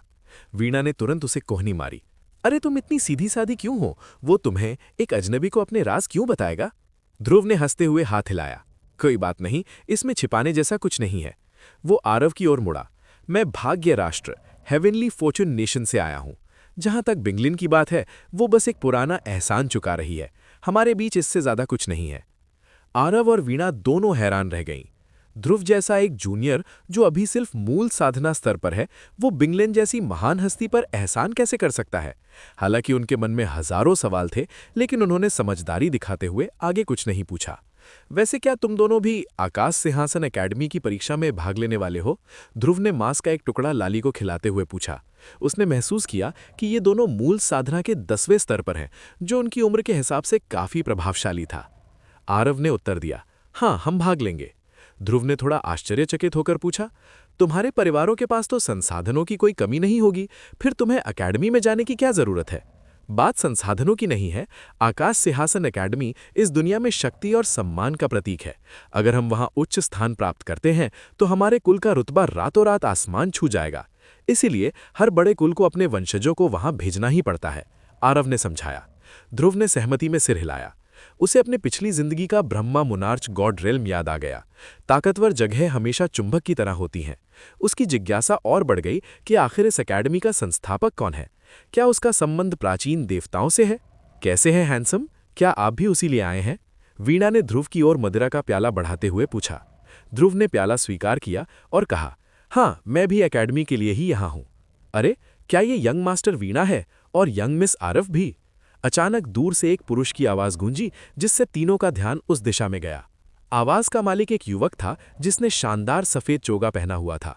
वो काफी लंबा था और उसके चेहरे पर एक विशिष्ट, अमीर लेकिन दुष्ट मुस्कान थी। उसकी नुकीली भौहें और घमंड से भरी आंखें साफ बता रही थीं कि वो उन लोगों में से है जो दूसरों को कुचलने में आनंद लेते हैं। आरव ने अपनी तलवार जैसी भौहें सिकोड़ी और ठंडे लहजे में कहा, भावेश, तुम्हें क्या चाहिए? ध्रुव की आंखों में एक चमक आ गई। तो ये है भावेश, ये वही है जिसने जीशान का सामान छीनने की कोशिश की थी। ध्रुव ने भावेश को एक पल के लिए आंका। उसकी शक्ति आरव और वीणा के बराबर थी, लेकिन उसके पीछे खड़े 2 अंगरक्षक खतरनाक थे। वे स्वर्ग साधना के शिखर पर थे। भावेश अपने 2 अंगरक्षकों के साथ धीरे धीरे ध्रुव के मेज की ओर बढ़ा। उसने आरव के सवाल का कोई जवाब नहीं दिया, बल्कि उसकी नजरें सीधे ध्रुव पर टिकी थीं। उसे खबर मिली थी कि जीशान को इसी लड़के ने बचाया था, और तो और इसने रणविजय को भी हराया था। भावेश ने आरव और वीणा को पूरी तरह नजरअंदाज करते हुए ध्रुव से कहा, तो तुम ही हो वो ध्रुव जिसने उस कचरे जीशान की मदद की थी? उसकी आवाज में अहंकार कूट कूट कर भरा था। अपने दादा की शक्ति के नशे में चूर भावेश को यकीन था कि बिंगलिन भी उसका कुछ नहीं बिगाड़ पाएगी। उसे अंदाजा नहीं था कि वो जिस ध्रुव से बात कर रहा है वो असल में यूनचे का पुनर्जन्म है, वही शख्स जिसने अपनी पिछली जिंदगी में देवताओं को भी घुटने टेकने पर मजबूर कर दिया था। सराय के अंदर का माहौल अचानक इतना भारी हो गया था कि वहां सांस लेना भी मुश्किल हो रहा था। जब आसपास के लोगों ने भैरव यानी पेंग शियाओ वांग के मुंह से वो धमकी सुनी तो उनके चेहरे का रंग उड़ गया। वे किसी भयानक तूफान की आशंका में अपनी जगह छोड़कर पीछे हटने लगे और दूर से ही तमाशा देखने के लिए खड़े हो गए। भैरव, ये नाम इस शहर में किसी परिचय का मोहताज नहीं था। वो अपनी क्रूरता और मनमानी के लिए कुख्यात था। पिछले कुछ वर्षों में ना जाने कितने ही प्रतिभावान साधक और मासूम लोग उसके और उसके कबीले के चंगुल में फंसकर बर्बाद हो चुके थे। उसकी ताकत और उसके दादा के रुतबे ने उसे एक अघोषित राजा बना दिया था। भैरव के सवाल का जवाब देते हुए ध्रुव के चेहरे पर रत्ती भर भी घबराहट नहीं थी। उसके होठों पर एक हल्की तिरस्कारपूर्ण मुस्कान खेल रही थी। उसने अपनी गहरी काली आंखों से सीधे भैरव की आंखों में देखा और शांत स्वर में कहा, हाँ, मैं ही हूं। क्या तुम्हें इससे कोई समस्या है? ध्रुव का ये बेपरवाह और निडर रवैया देखकर भैरव की आंखों में क्रूरता और भी बढ़ गई। उसने एक ठंडी और जहरीली मुस्कान के साथ कहा, समस्या? बिल्कुल, मुझे समस्या है। तुमने मेरे आदमियों को मारने की जुर्रत की है और मेरे कबीले का नियम है, खून का बदला खून। आज तुम्हें इसकी कीमत अपनी जान और रूह दोनों से चुकानी होगी। उसने लापरवाही से अपना हाथ हिलाया और अपने पीछे खड़े 2 अंगरक्षकों को एक खौफनाक इशारा किया। मार डालो इसे, और ध्यान रहे, मरने से पहले इसे अपनी गलती का एहसास होना चाहिए। तभी पास में बैठी आरव यानी किनीवान गुस्से से खड़ा हो गया। उसने अपनी पीठ पर बंधी दोनों तलवारों को खींच निकाला। तलवारों की धातु के टकराने की आवाज ने सन्नाटे को चीर दिया। भैरव, तुम्हें क्या लगता है तुम्हारे दादाजी एकेडमी के उप प्रधानाचार्य हैं तो तुम यहां खुलेआम गुंडागर्दी करोगे? आरव की आवाज में चुनौती थी। भैरव ने उसकी ओर देखा और हंसते हुए सिर हिलाया। हाँ, तुम्हें बिल्कुल सही पता है और इसीलिए आज यहां कोई भी मेरे बीच में आने की हिम्मत नहीं करेगा। दूसरी तरफ वीणा यानी बाई किंगी ने अपनी भौहें सिकोड़ी। उसने स्थिति की गंभीरता को भांपते हुए चुपके से अपने भाई को संकेत दिया और फिर बिना किसी हिचकिचाहट के ध्रुव के बगल में आकर खड़ी हो गई। उसका इरादा साफ था, चाहे अंजाम कुछ भी हो, वो ध्रुव के साथ खड़ी रहेगी। लेकिन ध्रुव, वो तो जैसे इन सब बातों से परे था। भैरव की ये धमकियां उसके लिए किसी चींटी के शोर से ज्यादा कुछ नहीं थीं। उसने आरव की ओर मुड़कर बड़े ही शांत भाव से पूछा, वैसे अगर मैं यहां किसी को जान से मार दूं तो क्या होगा? क्या यहां का कानून मुझे रोकेगा? आरव एक पल के लिए चौंक गया। उसने ध्रुव की आंखों में देखा और उसे वहां मजाक नहीं बल्कि एक गहरा अथाह सन्नाटा दिखाई दिया, जैसे तूफान से पहले की शांति। उसने संजीदगी से जवाब दिया, आमतौर पर हमारे चारों कबीले मिलकर शहर की स्थिति को नियंत्रित करते हैं।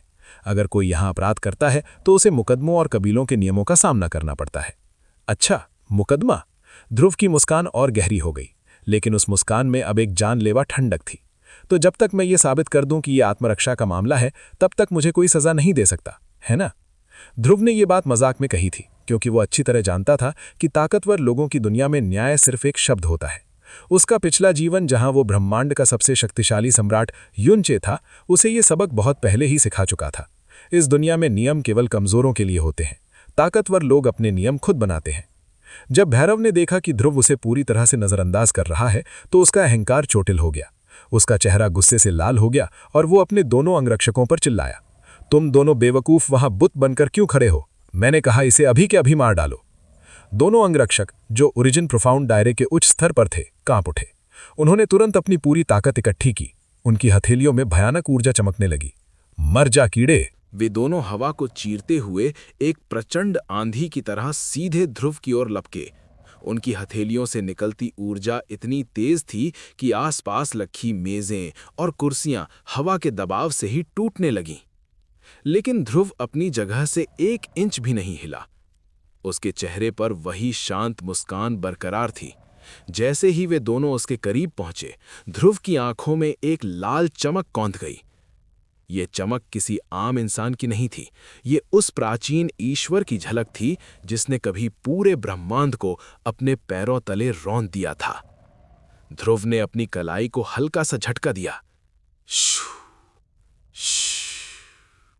उसकी उंगलियों से हवा को काटती हुई तलवार की ऊर्जा स्वॉर्ड ची की 2 किरणें निकलीं।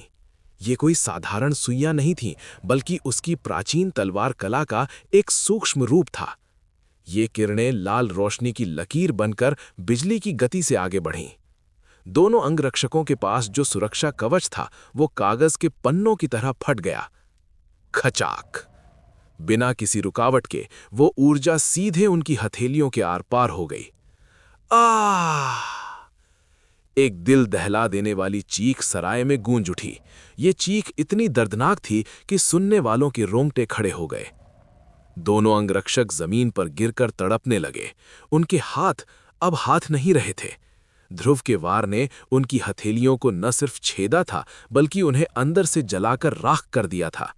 उनकी हड्डियां साफ दिखाई दे रही थीं और जले हुए मांस की बदबू ने पूरे कमरे को भर दिया।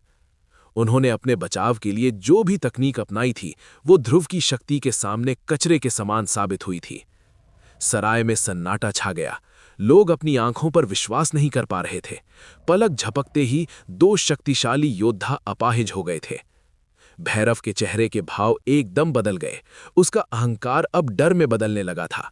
वो जानता था कि ध्रुव शक्तिशाली है, लेकिन उसे लगा था कि ध्रुव अपनी किसी गुप्त तकनीक का इस्तेमाल कर रहा है जो सीमित है।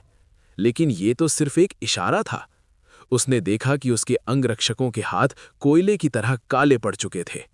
उसका चेहरा डर और गुस्से से विकृत हो गया। वो चिल्लाया, रुको, तुम ये क्या कर रहे हो? ध्रुव ने भैरव की ओर देखा और उसे ये स्थिति बहुत ही हास्यास्पद लगी। वो हंसते हुए धीरे धीरे भैरव की ओर बढ़ा। उसके हर कदम के साथ जमीन पर एक भारी दबाव महसूस हो रहा था। बताइए यंग मास्टर भैरव, मैं क्यों रुकूं? जब आपको मेरी जान चाहिए थी तब तो आप बहुत उत्साहित थे। अब जब मैं आपकी जान लेने आ रहा हूं तो ये डर कैसा? क्या ये सामान्य नहीं है? भैरव पीछे हटा। उसकी पीठ दीवार से जा लगी। डर के मारे उसका दिमाग काम करना बंद कर चुका था और उसी घबराहट में उसने वो गलती कर दी जो उसे कभी नहीं करनी चाहिए थी।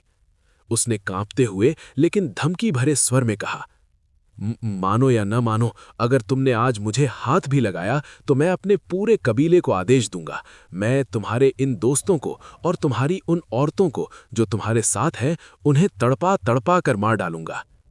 उसने आरण्या और लाली की ओर इशारा किया। जैसे ही ये शब्द भैरव के मुंह से निकले, सराय का तापमान अचानक शून्य से भी नीचे गिर गया। ध्रुव के होठों से मुस्कान गायब हो गई। उसका चेहरा एकदम ठंडा पड़ गया, जैसे किसी निर्जीव मूर्ति का हो। लेकिन उसकी आंखों में अब प्रलय जाग उठी थी। ये उसकी रिवर्स स्केल थी। उसके पिछले जीवन में जिन लोगों ने भी उसके परिवार या उसकी स्त्रियों को धमकी देने की कोशिश की थी, उनका नामो निशान उसने दुनिया से मिटा दिया था। और इस जन्म में भी ये नियम बदला नहीं था। मानो या ना मानो, ध्रुव ने फुसफुसाते हुए कहा, लेकिन उसकी आवाज सीधे भैरव की आत्मा में गूंज गई। आज तुम्हारा आखिरी दिन होगा और तुम्हारी मौत इतनी भयानक होगी कि यमराज भी उसे देखकर कांप उठेगा। वीणा आगे बढ़ी और उसने गंभीर स्वर में कहा, ध्रुव, चिंता मत करो। मेरी सराय की सुरक्षा में तुम्हारे दोस्त सुरक्षित रहेंगे। तुम अपना काम करो। ध्रुव को यह बात अच्छी तरह पता थी। उसे आरण्या और लाली की सुरक्षा की चिंता नहीं थी, क्योंकि वो जानता था कि वे खुद कितनी शक्तिशाली हैं। उसे गुस्सा इस बात का था कि एक कीड़े ने उन्हें धमकी देने की जरूरत की। भैरव ने वीणा को गुस्से से घूरा और फिर से ध्रुव की ओर मुड़ा, ये सोचकर कि शायद उसका नाम अभी भी उसे बचा सकता है। कोशिश करके देख लो। अगर तुमने आज मेरे साथ कुछ भी किया तो अकादमी में प्रवेश का सपना भूल जाओ। मैं तुम्हें बता दूं, बिंगलिन को भी मेरे दादाजी के सामने सिर झुकाना पड़ता है। क्या तुम्हें लगता है कि वो तुम्हारी रक्षा कर पाएगी? ध्रुव जोर से हंस पड़ा, एक उन्मादी हंसी। उसने इस मूर्ख से अब और बात करने की जहमत नहीं उठाई। उसने लाली को सावधानी से एक सुरक्षित स्थान पर बिठाया। फिर उसने अपना दाहिना हाथ हवा में उठाया। अचानक हवा में एक भयानक दबाव पैदा हुआ। ऐसा लगा जैसे पूरा आसमान नीचे गिर रहा हो। उसके हाथ में एक विशालकाय भारी तलवार प्रकट हुई। ये कोई साधारण हथियार नहीं था। ये एक विशाल काली तलवार थी जिसकी लंबाई उसके खुद के शरीर से भी ज्यादा थी। तलवार इतनी चौड़ी थी कि उसे ढाल की तरह इस्तेमाल किया जा सकता था। जैसे ही वो तलवार बाहर आई, उसका वजन इतना ज्यादा था कि उसके दबाव मात्र से ही ध्रुव के पैरों के नीचे का पत्थर चकनाचूर हो गया। धड़ाम! ये तलवार उसे उसके पिछले जीवन की याद दिलाती थी। वो तलवार जिससे उसने देवताओं और राक्षसों का संहार किया था। भैरव की आंखें फटी की फटी रह गईं। ये क्या बला है? भैरव, जो पेंग कबीले का युवा मुखिया था, पूरी तरह से निकम्मा नहीं था। उसकी प्रतिभा स्वाभाविक रूप से उत्कृष्ट थी। खतरे को भांपते हुए उसने अपनी प्रतिक्रिया दिखाई। उसने तुरंत अपनी लंबी पतली तलवार निकाली और उसे आने वाले हमले की दिशा में घुमा दिया। कड़क! दोनों से निकली तीव्र ऊर्जा के विस्फोट ने आसपास की मेज कुर्सियों को पल भर में उड़ा दिया। लकड़ी के टुकड़े बारूद की तरह हवा में बिखर गए। वो जगह अब एक सराय नहीं बल्कि एक विशाल युद्ध मंच में बदल गई थी। भैरव की त्वरित प्रतिक्रिया देखकर ध्रुव की आंखों में हल्की सी चमक आई। चलो, कम से कम तुम एक ही वार में नहीं मरोगे, थोड़ा मनोरंजन तो होगा। लड़ाई को लंबा खींचना ध्रुव की शही कभी नहीं थी। वो अपने दुश्मनों को कुचलने में विश्वास रखता था, उन्हें हराने में नहीं। उसने अपनी विशाल तलवार को अपने कंधे पर रखा और अपने घुटनों को थोड़ा मोड़ा। अगले ही पल वो एक तोप के गोले की तरह हवा में उछला। वो कई मीटर ऊपर हवा में था और उसकी विशाल तलवार ने सूरज की रोशनी को ढक लिया था। उसने हवा में ही अपनी तलवार को ऊपर उठाया। उल्का पिंड का प्रहार! अगले ही क्षण एक भयंकर लाल रंग की ज्वाला उस विशाल तलवार से फूट पड़ी। ये आग साधारण नहीं थी, ये फीनिक्स की दिव्य अग्नि थी। ध्रुव का पूरा शरीर उस आग में लिपट गया और वो आसमान से गिरते हुए एक दहकते उल्का पिंड की तरह सीधे भैरव की ओर लपका। हवा जलने लगी। गर्मी इतनी प्रचंड थी कि दूर खड़े लोगों की त्वचा झुलसने लगी। भैरव ने ऊपर देखा और उसकी रूह कांप गई। उसे लगा जैसे साक्षात मौत उस पर गिर रही है। नहीं, मैं ऐसे नहीं मर सकता। उसने तुरंत अपनी जेब से एक ताबीज निकाला और उसे तोड़ दिया। झन! उसके शरीर के चारों ओर एक संत श्रेणी का स्वर्ण कवच प्रकट हो गया। यह कवच किसी भी संत स्तर के हमले को रोकने में सक्षम था। इस कवच ने उसका आत्मविश्वास काफी बढ़ा दिया। तुम मुझे नहीं मार सकते! भैरव चिल्लाया। ध्रुव को और कम ना आंकने के लिए उसने अपने कबीले की सबसे घातक तलवारबाजी तकनीक का प्रदर्शन किया, कुन पेंग का आकाशीय ग्रास। अचानक भैरव के पीछे की हवा विकृत हो गई। वहां एक विशालकाय आभासी महाकाय पक्षी कुन पेंग प्रकट हुआ। उस पक्षी की आंखें ठंडी और निर्दयी थीं। उसने ध्रुव को घूरते हुए अपना विशाल मुंह खोला, जैसे वो पूरी दुनिया को निगलने वाला हो। एक जबरदस्त खिंचाव शक्ति पैदा हुई। उसने तुरंत ध्रुव को जकड़ लिया और उसे तेजी से आसमान से नीचे खींचने लगी ताकि वो भैरव की तलवार की नोक पर सीधे आ गिरे। ये देखकर ध्रुव के चेहरे पर हैरानी छा गई। अरे वाह, इतनी शक्तिशाली कला! ये तो मेरी पिछली जिंदगी की याद दिलाता है। उसने पहली बार इस दुनिया में किसी को इतनी उच्च श्रेणी की कला का प्रयोग करते देखा था। लेकिन उसके अनुमान के अनुसार इस आभासी कुन पेंग की शक्ति उसके ड्रैगन फिस्ट या उसकी विशाल तलवार के सामने चींटी के बराबर भी नहीं थी। तुम्हें लगता है कि ये चिड़िया मुझे रोक पाएगी? ध्रुव का चेहरा गंभीर हो गया। हवा में गिरते हुए उसने अपनी भारी तलवार को थोड़ा सा घुमाया। उसने अपने शरीर के अंदर मौजूद ड्रैगन गॉड के खून को उबाल दिया। अपनी मूल गहन ऊर्जा का एक बड़ा हिस्सा उसने मुक्त कर दिया। रॉ! अचानक एक गगनभेदी दहाड़ ने पूरे शहर को हिलाकर रख दिया। ध्रुव के शरीर से एक नीला और लाल आभा मंडल फूटा। उसका पूरा शरीर अचानक एक विशालकाय आदिम ड्रैगन की छवि में बदल गया। ड्रैगन की आंखें क्रोध से धधक रही थीं। उसने उस कुन पेंग पक्षी की ओर देखा और एक ऐसी दहाड़ मारी कि वहां मौजूद हर व्यक्ति के कान के पर्दे फटने को हो गए। अगले ही पल वो एक तोप के गोले की तरह हवा में उछला। वो कई मीटर ऊपर हवा में था और उसकी विशाल तलवार ने सूरज की रोशनी को ढक लिया था।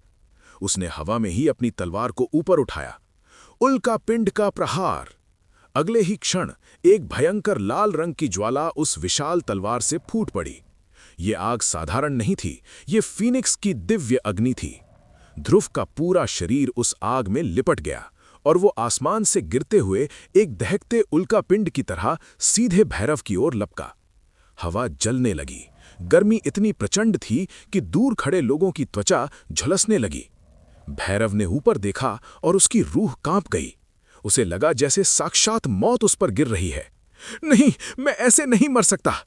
उसने तुरंत अपनी जेब से एक ताबीज निकाला और उसे तोड़ दिया। झन! उसके शरीर के चारों ओर एक संत श्रेणी का स्वर्ण कवच प्रकट हो गया। यह कवच किसी भी संत स्तर के हमले को रोकने में सक्षम था। इस कवच ने उसका आत्मविश्वास काफी बढ़ा दिया। तुम मुझे नहीं मार सकते! भैरव चिल्लाया। ध्रुव को और कम ना आंकने के लिए उसने अपने कबीले की सबसे घातक तलवारबाजी तकनीक का प्रदर्शन किया, कुन पेंग का आकाशीय ग्रास। अचानक भैरव के पीछे की हवा विकृत हो गई। वहां एक विशालकाय आभासी महाकाय पक्षी कुनपेंग प्रकट हुआ। उस पक्षी की आंखें ठंडी और निर्दयी थीं। उसने ध्रुव को घूरते हुए अपना विशाल मुंह खोला, जैसे वो पूरी दुनिया को निगलने वाला हो। एक जबरदस्त खिंचाव शक्ति पैदा हुई।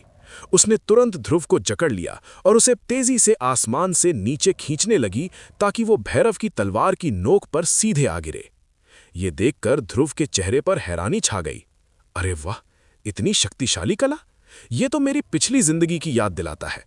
उसने पहली बार इस दुनिया में किसी को इतनी उच्च श्रेणी की कला का प्रयोग करते देखा था।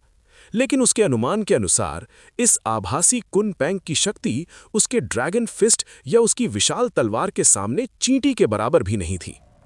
तुम्हें लगता है कि ये चिड़िया मुझे रोक पाएगी? ध्रुव का चेहरा गंभीर हो गया। हवा में गिरते हुए उसने अपनी भारी तलवार को थोड़ा सा घुमाया। उसने अपने शरीर के अंदर मौजूद ड्रैगन गॉड के खून को उबाल दिया। अपनी मूल गहन ऊर्जा का एक बड़ा हिस्सा उसने मुक्त कर दिया। रॉ! अचानक एक गगनभेदी दहाड़ ने पूरे शहर को हिलाकर रख दिया।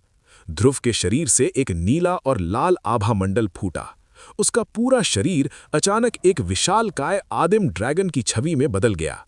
ड्रैगन की आंखें क्रोध से धधक रही थीं। उसने उस कुनपेंग पक्षी की ओर देखा और एक ऐसी दहाड़ मारी कि वहां मौजूद हर व्यक्ति के कान के पर्दे फटने को हो गए। आसमान गूंज उठा। जब ध्रुव के शरीर से वो आदिम नीला ड्रैगन एज ए ड्रैगन प्रकट हुआ तो पूरी दुनिया जैसे थम गई। ड्रैगन की वो गगनभेदी दहाड़ केवल एक आवाज नहीं थी, बल्कि एक सम्राट का आदेश थी। ये रक्त वंश का दमन था, एक ऐसा दमन जिसके सामने दुनिया का हर जानवर, चाहे वो कितना भी शक्तिशाली क्यों ना हो, केवल कांप सकता था। भैरव के पीछे जो विशालकाय कुनपेंग की छाया थी, जो अभी तक इतनी भयानक और अजय लग रही थी, ड्रैगन की एक दहाड़ सुनते ही वो हवा में ही जम गई। उसकी आंखों में एक ऐसा डर दिखाई दिया जैसे उसने अपने प्राकृतिक शिकारी को देख लिया हो। क्री! कुनपेंग ने एक दर्दनाक और डरी हुई आवाज निकाली और अगले ही पल शीशे की तरह टूटकर हवा में बिखर गया। फुफू! भैरव का पूरा शरीर झटके से पीछे की ओर मुड़ गया। अपनी तकनीक के जबरदस्ती टूटने के कारण उसे भयानक अंदरूनी चोट लगी। उसके मुंह से खून का एक फव्वारा छूट गया और उसकी आंखों में अविश्वास छा गया। गर्जन! सराय के मलबे के ऊपर एक ऐसी आवाज गूंजी जो इस दुनिया की नहीं थी। ये किसी जानवर की चीख नहीं थी, बल्कि एक आदिम ड्रैगन का क्रोध था जिसने युगों बाद अपनी आंखें खोली थीं। वो आवाज कानों के पर्दों को फाड़कर सीधे रूह में उतर गई। वहां मौजूद हर व्यक्ति, चाहे वो कितना भी शक्तिशाली क्यों ना हो, एक अनियंत्रित भय से कांप उठा। उनके घुटने जवाब दे गए और वे ना चाहते हुए भी उस अस्तित्व के सामने झुकने को मजबूर हो गए जो अब आसमान से नीचे उतर रहा था। ध्रुव की विशाल काली तलवार के चारों ओर लिपटा हुआ वो लाल ड्रैगन अब एक विनाशकारी तूफान बन चुका था। जैसे जैसे वो नीचे आया, हवा में ऑक्सीजन जलकर खाक हो गई। भैरव, जो कुछ क्षण पहले तक अपने संत कवच के भरोसे खड़ा था, अब मौत को अपने सामने नाचता हुआ देख रहा था। ये क्या है? भैरव का गला सूख गया। उसे जलन महसूस हो रही थी, सिर्फ त्वचा पर नहीं बल्कि उसकी हड्डियों के अंदर। ये मौत की गंध थी, एक ऐसी गंध जिसे उसने दूसरों को कई बार सूंघाया था, लेकिन आज पहली बार उसका स्वाद खुद चख रहा था। ध्रुव की तलवार के साथ नीचे आ रहे उस लाल ड्रैगन ने भैरव की कुनपेंग तकनीक को एक ही झटके में निगल लिया। वो विशाल पक्षी जो आकाश को ढकने का दम भरता था, ड्रैगन की एक फूंक से धुएं की तरह बिखर गया। नहीं, मैं मर नहीं सकता। भैरव का चेहरा पीला पड़ गया। अपने जीवन के अंतिम प्रयास में उसने अपने शरीर के एक एक कतरे की ऊर्जा को निचोड़ लिया और उसे अपने संत श्रेणी के स्वर्ण कवच में डाल दिया। झन! एक ब्लाइंडिंग सुनहरी रोशनी विस्फोट की तरह फूटी। उसके चारों ओर सोने की एक ठोस दीवार बन गई जिस पर प्राचीन मंत्र लिखे हुए थे। ये कवच एक असली संत के हमले को भी रोकने में सक्षम था। लेकिन आज ध्रुव किसी संत की तरह नहीं बल्कि एक राक्षस की तरह लड़ रहा था। टूट जा! ध्रुव की आवाज वज्र की तरह गूंजी। बूम! जैसे ही वो विशाल भारी तलवार उस सुनहरी दीवार से टकराई, ऐसा लगा मानो दो उल्का पिंड आपस में भिड़ गए हों। टकराव के केंद्र से एक शॉकवेव निकली जिसने आसपास की हवा को वैक्यूम में बदल दिया। जमीन की परतें उखड़ गईं और धूल का एक मशरूम बादल आसमान में उठ गया। लाली, आरव यानी किन युआन और वीणा यानी बाई किंग ही ने तुरंत प्रतिक्रिया दी। उन्होंने अपनी पूरी ताकत लगाकर अपने सामने एक सुरक्षा कवच बनाया और कई मीटर पीछे हट गए ताकि उस विनाशकारी लहर की चपेट में न आ जाएं। धूल के गुबार के बीच से एक आवाज आई जिसने भैरव की रही सही उम्मीदों को भी तोड़ दिया। चटक, कड़क, कड़क। भैरव की आंखों में निराशा छा गई। उसने देखा कि उसके जिस कवच को अभेद्य माना जाता था उस पर मकड़ी के जाले की तरह दरारें पड़ रही थीं। असंभव! ये केवल एक ओरिजिन प्रोफाउंड दायरे का कीड़ा है। ये मेरा कवच कैसे तोड़ सकता है? अगले ही पल वो सुनहरी दीवार शीशे की तरह बिखर गई। ध्रुव की भारी तलवार अपनी गति को जरा भी कम नहीं होने देते हुए सीधे भैरव के सिर की ओर बढ़ी। ध्रुव की आंखों में खून का प्यासा पागलपन था। वो आज इस पेंग कबीले के वारिस का सिर धड़ से अलग करके ही दम लेने वाला था। लेकिन ठीक उसी पल जब तलवार भैरव की खोपड़ी को छूने ही वाली थी, साहसी बालक, बस बहुत हुआ। आसमान से एक आवाज आई। यह आवाज तेज नहीं थी, लेकिन इसमें ऐसा भारीपन था जैसे पूरा आकाश नीचे गिर रहा हो। अचानक ऊपर से एक अदृश्य विशालकाय हथेली जैसी शक्ति नीचे उतरी। धड़ाम! वो शक्ति सीधे ध्रुव की तलवार से टकराई। ध्रुव, जो अपनी पूरी ताकत के साथ हमला कर रहा था, अचानक रुक गया। उसे लगा जैसे उसकी तलवार किसी लोहे के पहाड़ से टकरा गई हो।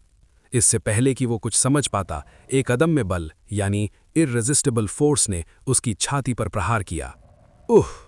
ध्रुव के मुंह से खून का एक फव्वारा निकला। उसका शरीर एक टूटी हुई पतंग की तरह पीछे की ओर उड़ गया। Bang, bang, bang!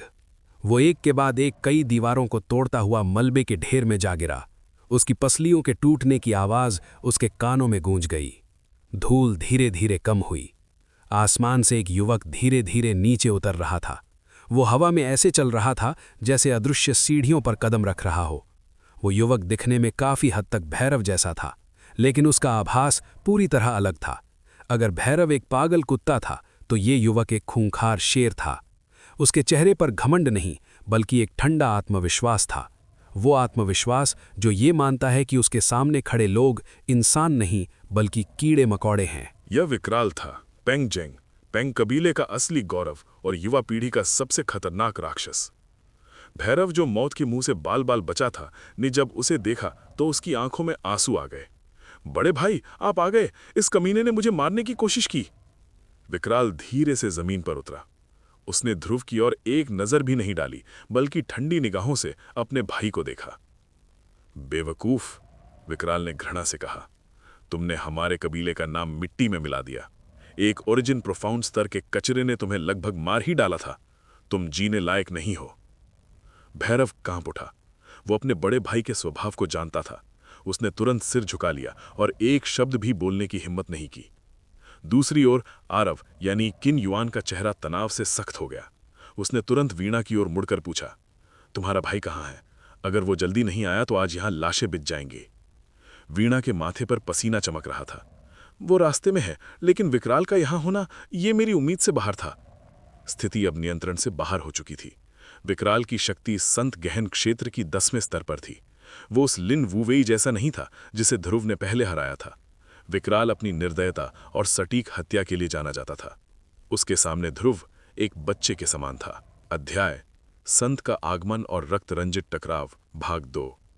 मलबे के ढेर में हलचल हुई। एक दर्द भरी कराह के साथ पत्थर के टुकड़े हटाते हुए ध्रुव खड़ा हुआ। उसकी छाती में भयानक दर्द हो रहा था। उसे पता था कि कम से कम 3 पसलियां टूट चुकी हैं और उसके आंतरिक अंगों को गहरा झटका लगा है। उसने थूक के साथ मुंह में जमा खून बाहर फेंका और अपनी जगह की अंगूठी से हीलिंग पिल निकालकर निगल ली। बड़े भाई ध्रुव! लाली, जो अब तक छुपी हुई थी, बिजली की गति से ध्रुव के पास पहुंची। उसकी प्यारी आंखों में आंसू और घबराहट थी। वो अपने छोटे से हाथों से ध्रुव के कपड़े साफ करने लगी। आपको बहुत चोट लगी है, क्या हम भाग सकते हैं? ध्रुव ने लाली के सिर पर हाथ रखा और एक आश्वस्त करने वाली मुस्कान दी, हालांकि उसका चेहरा दर्द से पीला पड़ रहा था। मैं ठीक हूं लाली, चिंता मत करो। उसने अपनी निगाहें विकराल पर गड़ाईं। उसकी आंखों में डर नहीं बल्कि एक शिकारी की चमक थी। संत क्षेत्र का 10वां स्तर। ध्रुव ने मन ही मन गणना की। ये लिन वुवेई से 10 गुना ज्यादा ताकतवर है। अगर मैं सामान्य तरीके से लड़ा तो एक पल में मारा जाऊंगा। उसके पास अब केवल एक ही रास्ता बचा था, श्वेत बाघ का रूप। अगर वो श्वेत बाघ के दिव्य खून को जलाता है तो उसे कुछ समय के लिए असीमित शक्ति मिलेगी, लेकिन इसकी कीमत उसे अपने जीवन शक्ति से चुकानी पड़ेगी। लेकिन क्या उसके पास कोई और विकल्प था?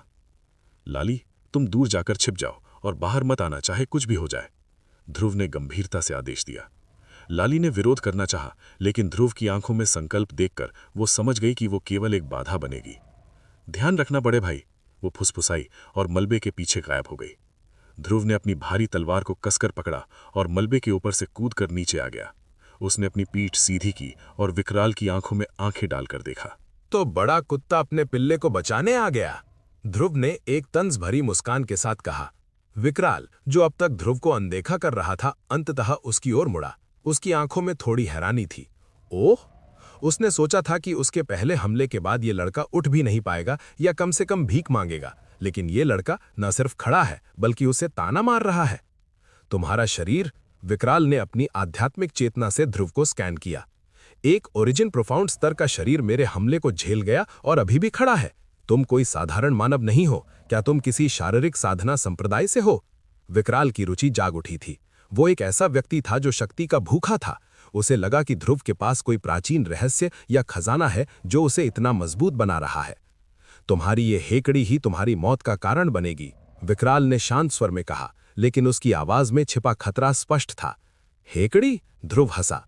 उसने अपनी तलवार को जमीन पर टिकाया, जिससे पत्थर फट गए। मेरे दोस्त, जिसे तुम हेकड़ी कहते हो उसे मेरे यहाँ आत्मविश्वास कहते हैं। और जहां तक मौत का सवाल है, यमराज को मेरा पता अच्छी तरह मालूम है, लेकिन वो अभी मुझसे मिलने से डरता है। ध्रुव की बातें सुनकर विकराल की भौहें तन गईं। वो समझ नहीं पा रहा था कि इस लड़के का आत्मविश्वास कहां से आ रहा है। क्या इसके पीछे बिंगलिन, हान बिंगलिंग का हाथ है? नहीं, बिंगलिन भी पेंग कबीले से सीधे दुश्मनी मोल नहीं लेगी। ध्रुव ने अपनी मुट्ठियां भींच लीं। उसके शरीर के अंदर श्वेत बाघ का खून उबलने लगा था। वो तैयार था। जैसे ही विकराल हमला करेगा, वो अपनी सीमाएं तोड़ देगा। विकराल ने अपना हाथ धीरे से उठाया। मुझे तुम्हारी बातों में कोई दिलचस्पी नहीं है, लेकिन तुम्हारा रहस्य, वो मुझे चाहिए। नीचे बैठो। बूम! विकराल के शरीर से एक अदृश्य ऊर्जा निकली और सीधे ध्रुव के ऊपर गिर पड़ी। ये कोई शारीरिक हमला नहीं था, बल्कि ऑरा का दमन था। संत क्षेत्र की 10वीं स्तर की शक्ति ने हवा को ठोस बना दिया था। ध्रुव को लगा जैसे किसी ने उसके कंधों पर पूरा पहाड़ रख दिया हो। उसके पैरों के नीचे की जमीन धंस गई। उसकी हड्डियों से चर्र चर्र की आवाजें आने लगीं। सामान्य स्थिति में किसी भी ओरिजिन प्रोफाउंड साधक का शरीर इस दबाव में फटकर मांस का लोथड़ा बन जाता, लेकिन ध्रुव, वो खड़ा रहा। उसके माथे की नसें उभर आईं, पसीना खून के साथ मिल गया, लेकिन उसकी रीढ़ की हड्डी नहीं झुकी। उसने अपने दांत पीसते हुए ऊपर देखा। बस इतना ही, ध्रुव ने मुश्किल से सांस लेते हुए कहा। भैरव, जो किनारे खड़ा था, ये दृश्य देखकर खुशी से पागल हो रहा था। हाँ, मार डालो इसे बड़े भाई, इसे घुटनों पर लाओ, मैं इसे भीख मांगते हुए देखना चाहता हूं। ध्रुव की आंखों में लाल और सफेद रोशनी का मिश्रण चमकने लगा। वो अपनी अंतिम चाल चलने ही वाला था। तभी सराय के बाहर का आसमान अचानक गूंज उठा। एक मधुर, सुरीली लेकिन बेहद प्रभावशाली पुरुष की आवाज हवा में तैरती हुई आई। युवा मास्टर पेंग सचमुच महान है। एक संत होकर एक जूनियर को अपनी ताकत से दबाना, वाह! पेंग कबीले की बहादुरी देखकर तो मेरी आंखों में आंसू आ गए। ये आवाज पानी की तरह शांत थी, लेकिन इसने विकराल के उस भयानक दबाव को एक पल में काट दिया, जैसे किसी ने तेज चाकू से धागा काट दिया हो। ध्रुव के कंधों से बोझ अचानक हट गया। हर कोई, जिसमें विकराल भी शामिल था, उस आवाज की दिशा में मुड़ा। क्या तुम वाकई इस मामले में अपनी टांग अड़ाना चाहते हो, व्यान? विकराल, पंगझेंग ने अपनी ठंडी जहरीली आंखों से आसमान से उतरे उस युवक को देखा। उसकी आवाज में एक दबी हुई दहाड़ थी, जैसे कोई शेर अपने शिकार को छिनते देख गुर्रा रहा हो। नवागंतुक व्यान बादलों जैसे दूधिया सफेद वस्त्र पहने हुए था। हवा में लहराते उसके बाल और चेहरे पर एक सौम्य मुस्कान उसे किसी देवता की तरह दिखा रही थी। उसका चेहरा वीणा यानी बाइक किंगी से काफी मिलता जुलता था, लेकिन उसकी आंखों में जो चमक थी वो किसी तलवार की धार से भी ज्यादा तेज थी। वो लगभग 25 वर्ष का लग रहा था, लेकिन उसके शरीर से निकलने वाली आभा ने बता दिया कि वो उम्र और अनुभव में वहां मौजूद किसी भी व्यक्ति से कहीं आगे है। व्यान ने केवल एक उंगली हिलाई। शू! एक हल्की हवा का झोंका आया और ध्रुव के शरीर को कुचलने वाला वो भयानक दबाव, आवरण सप्रेशन, ऐसे गायब हो गया जैसे वो कभी था ही नहीं। विकराल की आंखों में एक खतरनाक चमक कौंध गई। उसकी संत आभा को इतनी आसानी से काट देना ये साबित करता था कि व्यान की शक्ति उससे रत्ती भर भी कम नहीं थी। व्यान ने विकराल के प्रश्न का उत्तर देने की जहमत भी नहीं उठाई। उसने ऐसे व्यवहार किया मानो विकराल वहां मौजूद ही न हो। वो सीधे ध्रुव के सामने आया और एक पुरानी जान पहचान वाले दोस्त की तरह मुस्कुराया। अरे छोटे भाई ध्रुव, तुमसे मिलकर खुशी हुई। मेरा नाम व्यान है, मैं तुम्हारा बड़ा भाई हूं। उसने दूर खड़ी वीणा की ओर इशारा करते हुए आंख मारी। मेरी छोटी बहन ने तुम्हारे कारनामों के बारे में बताया था। सच कहूं तो उस रमेश यानी लिन वुवेई को मारकर तुमने मुझ पर बहुत बड़ा उपकार किया है। उस घमंडी आदमी की शक्ल मुझे फूटी आंख नहीं सुहाती थी। तुम्हारा काम देखकर दिल खुश हो गया। चलो इसी बात पर कुछ पीते हैं। ध्रुव एक पल के लिए हैरान रह गया। अभी 1 सेकंड पहले वो अपनी जान की बाजी लगाकर श्वेत बाघ का खून जलाने वाला था और अभी ये आदमी उसे शराब पीने के लिए बुला रहा है। लेकिन ध्रुव तुरंत समझ गया, व्यान वही भाई था जिसे वीणा ने मदद के लिए बुलाया था। ध्रुव ने अपने शरीर की चोटों को नजरअंदाज करते हुए शिष्टाचार के साथ मुट्ठी बांधी। युवा स्वामी व्यान का धन्यवाद जिन्होंने मेरी मदद की। मेरा नाम ध्रुव है, मैं आपके साथ जरूर पीना चाहूंगा, लेकिन ध्रुव ने अपनी खूनी निगाहें विकराल की ओर घुमाई। मुझे यहां कुछ अधूरा काम निपटाना है, एक कचरे को उसकी जगह दिखानी बाकी है। व्यान जोर से हंसा और लापरवाही से अपना हाथ हिलाया। तुम्हारा मतलब उस आदमी से है? उसने विकराल की ओर अंगूठा दिखाया, जैसे वो किसी कीड़े की बात कर रहा हो। चिंता मत करो छोटे भाई, जब तक व्यान यहां खड़ा है उसकी हिम्मत नहीं होगी कि वो तुम्हारी परछाई को भी छू सके। फिर व्यान का चेहरा अचानक गंभीर हो गया। वो पलटा और उसने विकराल की आंखों में सीधे देखा। उसकी मुस्कान गायब नहीं हुई थी, लेकिन अब उस मुस्कान में एक चेतावनी छिपी थी। क्यों छोटे मानिक विकराल, क्या आप अभी भी एक घायल कनिष्ठ को परेशान करने की योजना बना रहे हैं? अगर ऐसा है तो ये व्यान भी आज अपने हाथ खोलने को तैयार है। हम दोनों यहीं इसी वक्त फैसला कर सकते हैं कि दिव्य नगर में किसकी तलवार ज्यादा तेज है। माहौल में तनाव इतना बढ़ गया कि हवा में चिंगारियां महसूस होने लगीं।